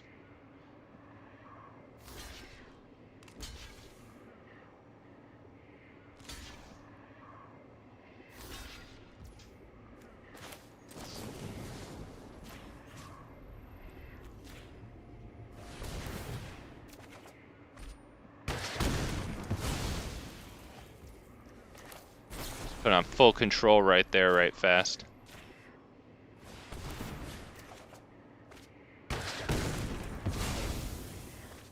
All have got trample. Garruk's Uprising and this both give all of our creatures trample.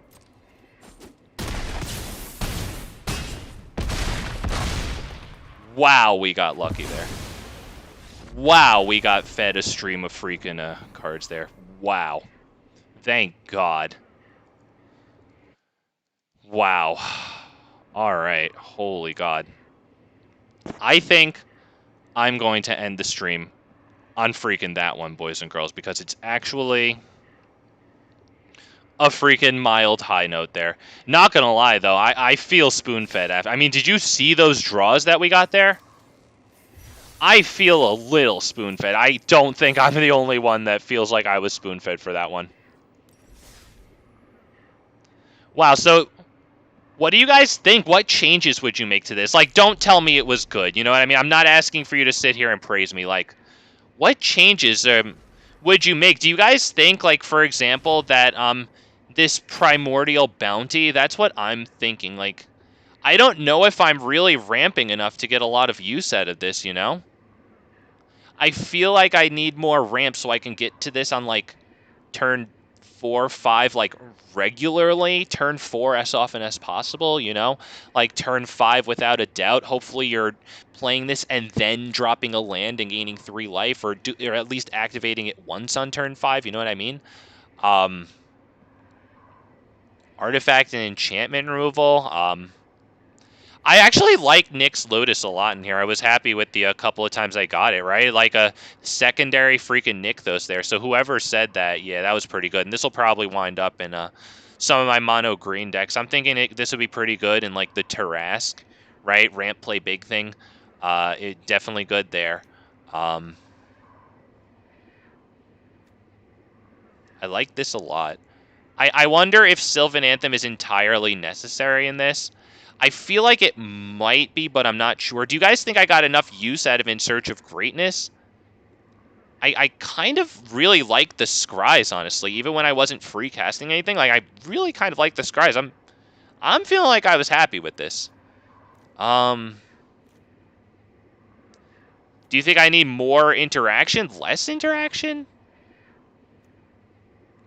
Jesus Christ. Let me know in comments, guys. Like, how about like the upper cards? Like, do you think I'm gonna be able to get enough use out of like Galta in this deck, for example, to have it in here? I really have it in here because it has cost reduction built in and it has trample. But like another thing that I was considering using was where is it? Monument to Ronus, right? The where is it? Which one of you is it? This one. There you go. Whenever you green creature spells cost 1 less to cast, so obviously that's pretty good. But whenever you cast a creature spell, target creature you control gets +2/+2 and gains trample. Trample, trample, trample until end of turn. Do you guys think that Thrun was good in here? I didn't feel like it was too good today, but I don't know if it really got enough chances for me to make an actually, you know, informed decision on that. You know, I wonder. Do I have enough creatures going on to make good use of Thorn Mammoth? You know? Do you think that, like, this deck is good for aggro? Do you think that maybe I should strip some of the top end, like Galta? Maybe if I were going to go aggro, maybe I could actually keep Thorn Mammoth, right? Because we have a lot of little creatures. Thorn Mammoth could really be good. But maybe, I don't know, maybe Titan of Industry could come out if we were going aggro. Maybe the freaking Great Henge could come out. But it is card draw, so I really have to consider that. Because there was one game today where we played it. Well, the guy conceded, but we could have had it on turn 4. I think we did a turn 2 Sylvan Anthem, and then turn 3 we played like Garrick's Harbinger or something. When the deck started running, I agree, man. I think maybe like Season of Growth really helped it with that, but like, how could I make it run more? You know what I mean? Like, Ronus is great. Is it entirely necessary in this deck though? Because like, like we have like what in the 3-drop slot? I guess we have Garrick's Uprising that can cheaply activate Ronus the Indomitable. You know what I mean? Um, But, like, we pretty much have to wait till we have 4 mana and hit Doomscar Warrior or maybe buff something up with Vivian. Like, I don't know if this is the best in here. However, it's good with fighting and dealing its damage, and obviously it gives trample. So, like, I would feel bad taking this out, but I wonder if it's the right move. Just because I feel bad, maybe it's just because I really like the card, you know what I mean? I kind of like this card, though. Oh, that's from the newest set. Oh shit, that's pretty cool. All right. And by the way, Johnny, man, I appreciate you staying here, my dude. Hell yeah, boy. Thank you for staying here. Do you think that I'm right about Primeval Bounty, however I'd pronounce it? Like, I just feel like it's a great card, but I don't know if it's great in this deck without ramp. I don't know if one day is enough data on this card, you know, but like, I mean, we do have a good mix of spells to activate both of its non-landfall abilities there, but we don't have a lot of ramp, so it's not really going to help us stabilize with the life, you know what I mean? Obviously, 3 life is still 3 life, that's still good, but like, I don't know. Are there draw mechanisms that I missed that like might be good in this deck? I think Toski's probably good in this deck, but Toski's potency probably increases with more Death Touchers, right? Given how that works. Tokens too, of course, but like we're not really running that here, but Death Touchers really puts the opponent between a rock and a hard place when Toski's on the field. But like, how many Death Touchers do I really have in here? Honestly, I mean, obviously our commander is a Death Toucher, but that's only one creature. Toski likes a lot of them. Like, I don't think I have a lot of Death Touch in here. Like, unless if I have this out and I can tap a lot of my creatures, of course. I don't know. Maybe I should have more Death Touchers in here, but, like, what would I take out?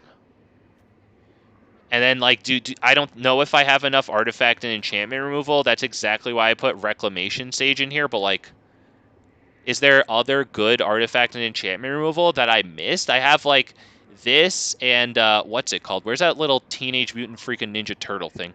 Yeah, there it is. The Kappa Tech Wrecker. I love that it exiles stuff. That was actually really nice against Muldrotha today. We exiled that same person's Arcane Signet twice, I think. That was really nice against Muldrotha, too. I don't have any Graveyard Hate. Like, is there Graveyard Hate I could run in here? Obviously, there's like Scavenging Ooze and Froghemoth, and Armored Scrap Gorger might be the easiest one to put in here.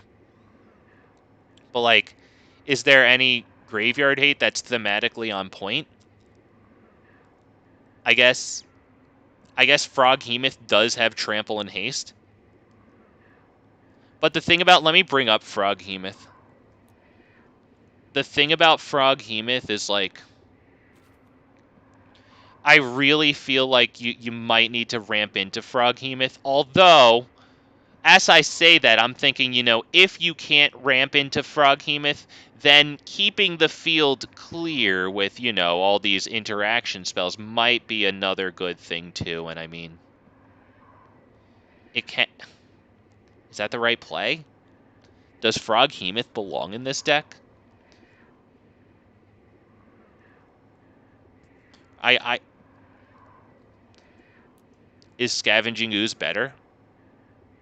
I think Armored Scrap Gorger could just go in. I don't know exactly what I would take out. Honestly, I might take out like freaking Elvish Mystic / Llanowar Elves, you know, because I don't know if I have too many super incredible 3-drops. I mean, obviously I have very nice 3-drops, but like, is it entirely necessary? Cankerbloom. Cankerbloom is cool. It does sacrifice to destroy artifact enchantment.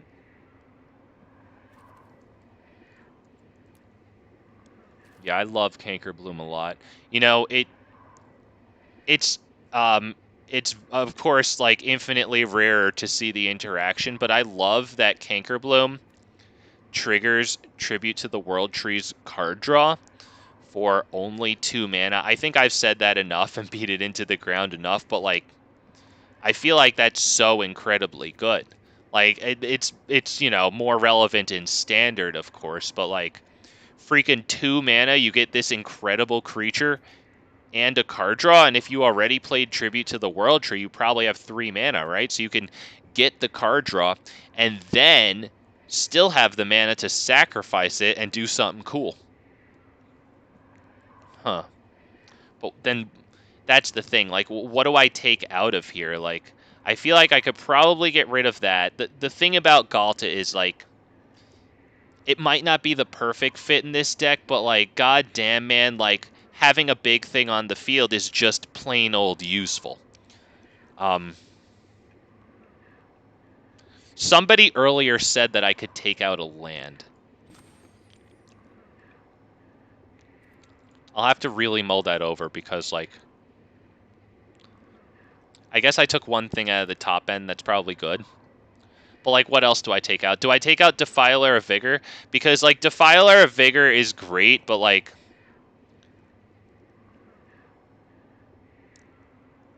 I don't know. It's very good stuff, but it's good stuff, you know? It doesn't really help our strategy unless we have, you know, enough trample on the field. Obviously, it itself is trample, you know? But, like, is there something better than Defiler of Vigor, as freaking wild and incredible as it is? I feel like if we were going to go a more aggro-y route, right, and have a lot of little creatures, I feel like that would actually be very, very good for Defiler of Vigor, you know? And it's just more +1/+1 counters to spread around. Could Defiler of Vigor come out for Cankerbloom?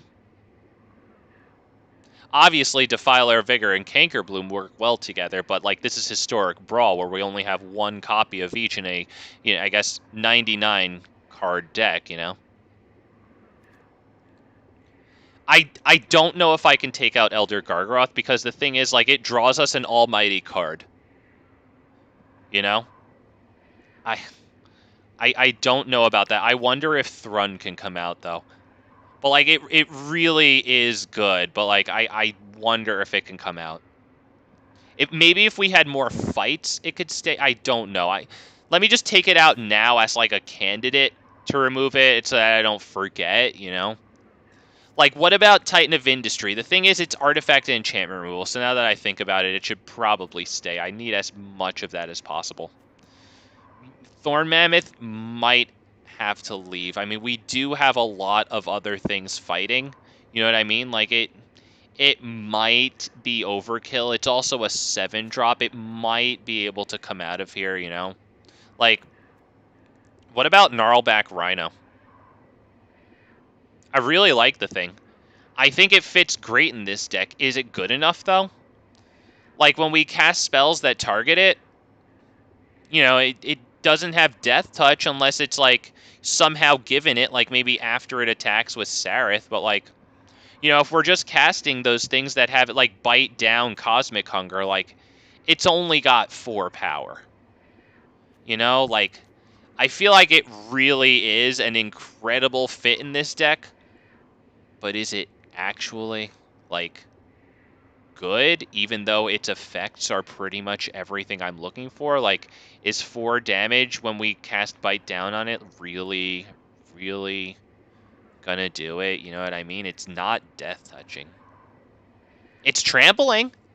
I really wonder about this. As thematically, like, on point as it is, I really wonder if it should go.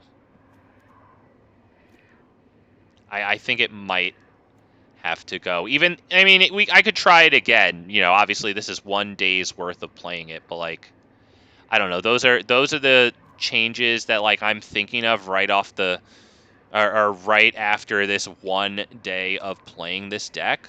And I think maybe we could put in more Death Touch. Like, let me see. Death Touch. Do I have my, yeah, let's put on Not Collected there. Let's see what's going on here. Like,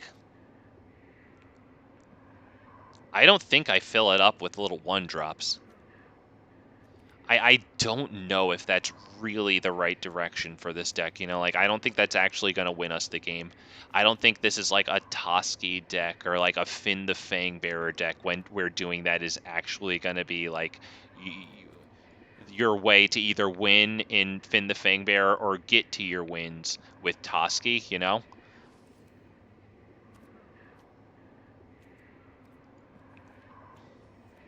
What do we got here? Is this good, though? Look at this one.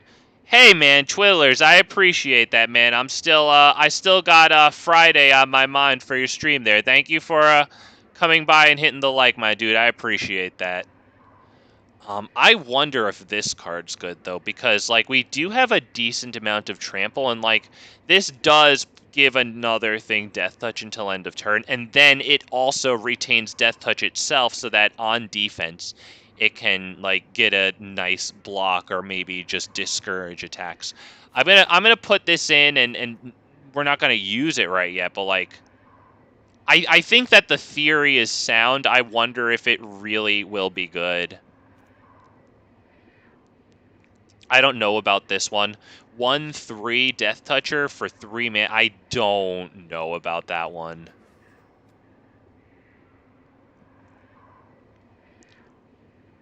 I don't know about this one either. Because, like, it could really only trade with a 1/1 or your opponent's crappiest creature. Making the treasure token is good, though. I don't know, man. I would rather it be a high toughness Death Toucher, you know what I mean? Like, if this was a 1/3, I think I'd like it a hell of a lot more, but I don't know, maybe that would be too good because it could get in a bunch of good blocks, and then when it finally dies, you get a treasure token, you know? This one is interesting, just like that Scorpion I put in, right? Except, I don't know, because this one costs 1 more. It does put a +1/+1 counter on something, though, in addition to giving that something Death Touch. I don't know. Maybe those are, like... Maybe these plays are too, like... too small. Maybe we need big plays at this point, you know?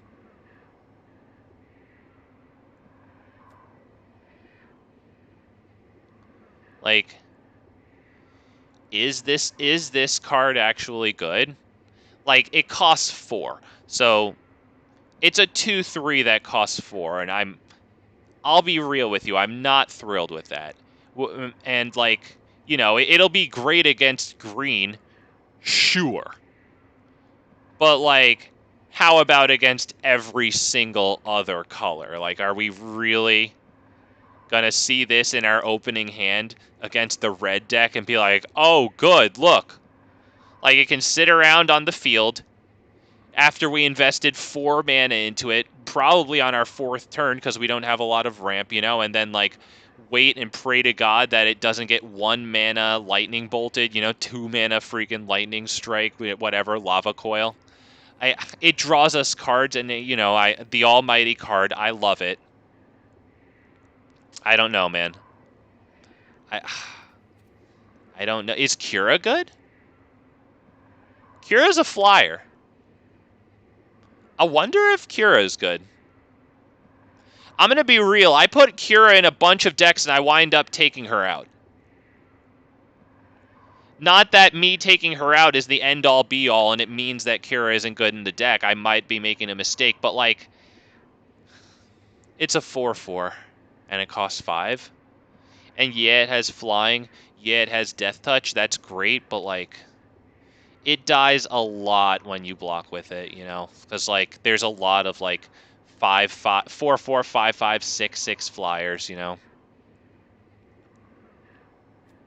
And we really have to be careful with our plays that cost, like, basically 4 mana and up, you know? Because, like, we've got minimal freaking ramp or dorks, whatever, in here. I'm just putting it in there now because it's just really good. What do you, like, is Hornet Queen really going to do it in this deck? I think it's probably a lot better in Finn the Fangbearer, right? Because it makes 4... Well, in total, it puts 5 Death Touchers on the field, you know? I don't know about it in this deck because it costs freaking 7. Maybe if we had, like, more ramp and or more anthem effects, like a la Sylvan Anthem, though, you know? It's incredible with Tribute to the World Tree if we have that, you know, one-on-one interaction, once again, in a 99-card singleton format. Is Basilisk Collar good? I'm thinking maybe Basilisk Collar would be good, because I am at a shortage for Death Touch, you know? And in that vein, would Shadow Spear be good too, right? Because it gives our commander freaking trample. This thing, it's all right on the commander.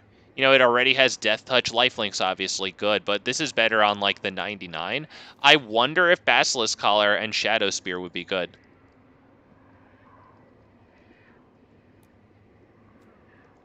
I think a pretty obvious Death Toucher here would be Worm Coil Engine, right?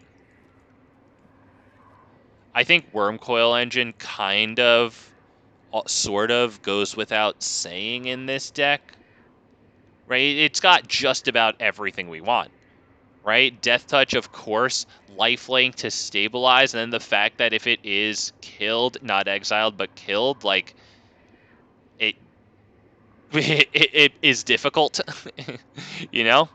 I really wonder. Let's see what Johnny. All the 2+ power synergy with Tribute to the World Tree and Garrick's Uprising to get 1 or 2. So you think more Tribute to the World Tree? So more things that trigger card draw out of all of our card draws, especially Tribute to the World Tree and Garrick's Uprising, which aren't just whenever a creature enters the battlefield under your control. What do you think about Jugan Defends the Temple? Because, like, it is part of our precious little bit of ramp. Should it come out for the Elvish Mystic / Llanowar Elf that I was considering taking out? Oh, wait, I didn't take it out before. Should it come out? It probably should come out for, like, Armored Scrap Gorger or something, you know? Like, as great as it is, as much as I love dumping my mana, I don't know, dude. I mean, I'd probably be more pleased with having at least any bit of graveyard hating functionality at all. And this is a 0/3, but, like, what should I do? Should I put in, like, how about this? Should I put in check this out, Johnny, because I'm thinking, like, Scavenging Ooze, right, dude? Like, if we get this onto the field and then you might have to hit full control, because if you're responding to your own triggers on the stack, like, sometimes it gets weird and it doesn't let you respond to them.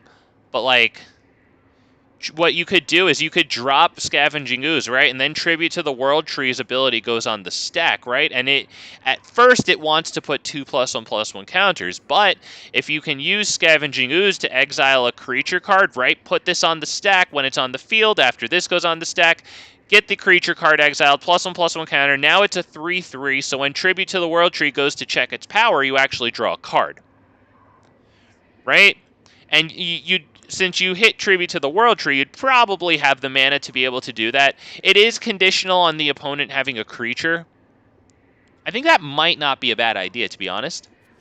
Yeah, you know what, Johnny? There was one particular game today. I think we might have lost it, to be honest. Winota comes to mind. Maybe it was against Winota, but you might have been there when, like, Llanowar Elf was the only reason that we could cast 4-drops, because we had, like, 3 lands for an annoying amount of time, but Llanowar Elf was just carrying it, dude. Yeah, you might be right. I mean, Llanowar Elves it's really, like... It's really big good. Oh, you know, Johnny, there's a you might have seen it. There's a new mana dork coming out in the Lord of the Rings set. It better be coming to freaking Arena here. It's a 1-drop, and it has like tap to add a colorless, but it also has tap to add 1 mana of any color, but that can only be used for is it a legendary? I think it can only be used for a legendary creature, and that creature can't be countered. I'm pretty sure that's what it does. If that's what it does, and it is on Arena, that might be one of my new favorites. Even though, like, you know, it can only add a colored mana, like, to help a legendary creature out, it does also have the ability to add colorless mana for anything, you know? That might become one of my new favorites.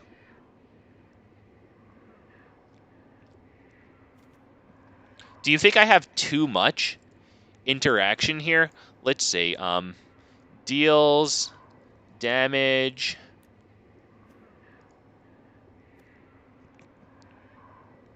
Now that I look at it, and bear in mind, there's also 2 or 3 fight spells in here, right? There's this one, Inscription of Abundance, and wasn't there one more? Yeah, Sky Shroud Ambush, but that one draws us a card, you know? Is this too much? Oh, this one...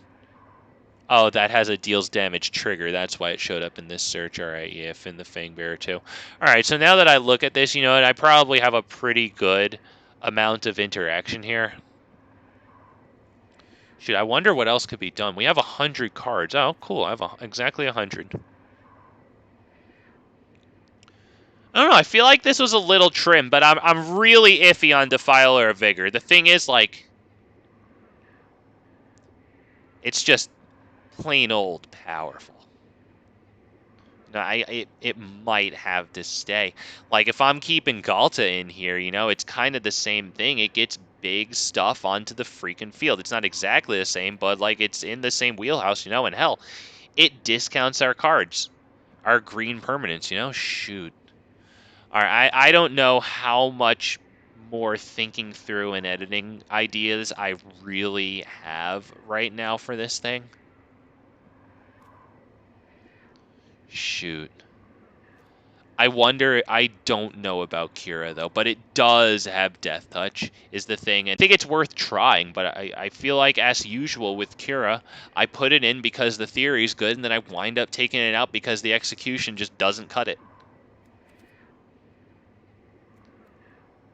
Wonder about this thing. It does give another thing Death Touch, though, so it could be a really nice, easy way to put a Death Touch on a Trampler, you know? I'll go splurge and redeem the common on that. Okay, I have 3 rares still.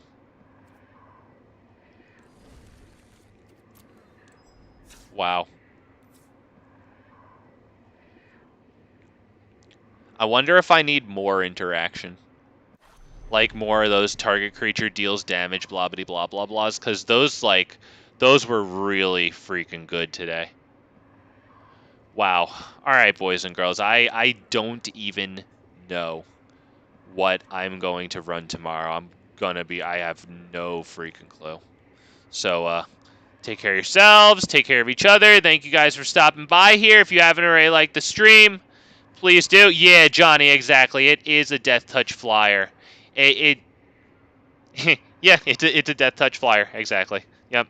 Well, it's in for now. She'll have to prove herself, but I mean, the theory is sound, you know, guys? All right, we'll see you guys tomorrow back here, 6 p.m. Eastern Standard Time, as always, on the Worst Magic the Gathering stream. Take care of yourselves. Take care of each other. Shout out to you, Johnny, because I saw you here at the end talking to me. Bye-bye, everybody. Please like my stream.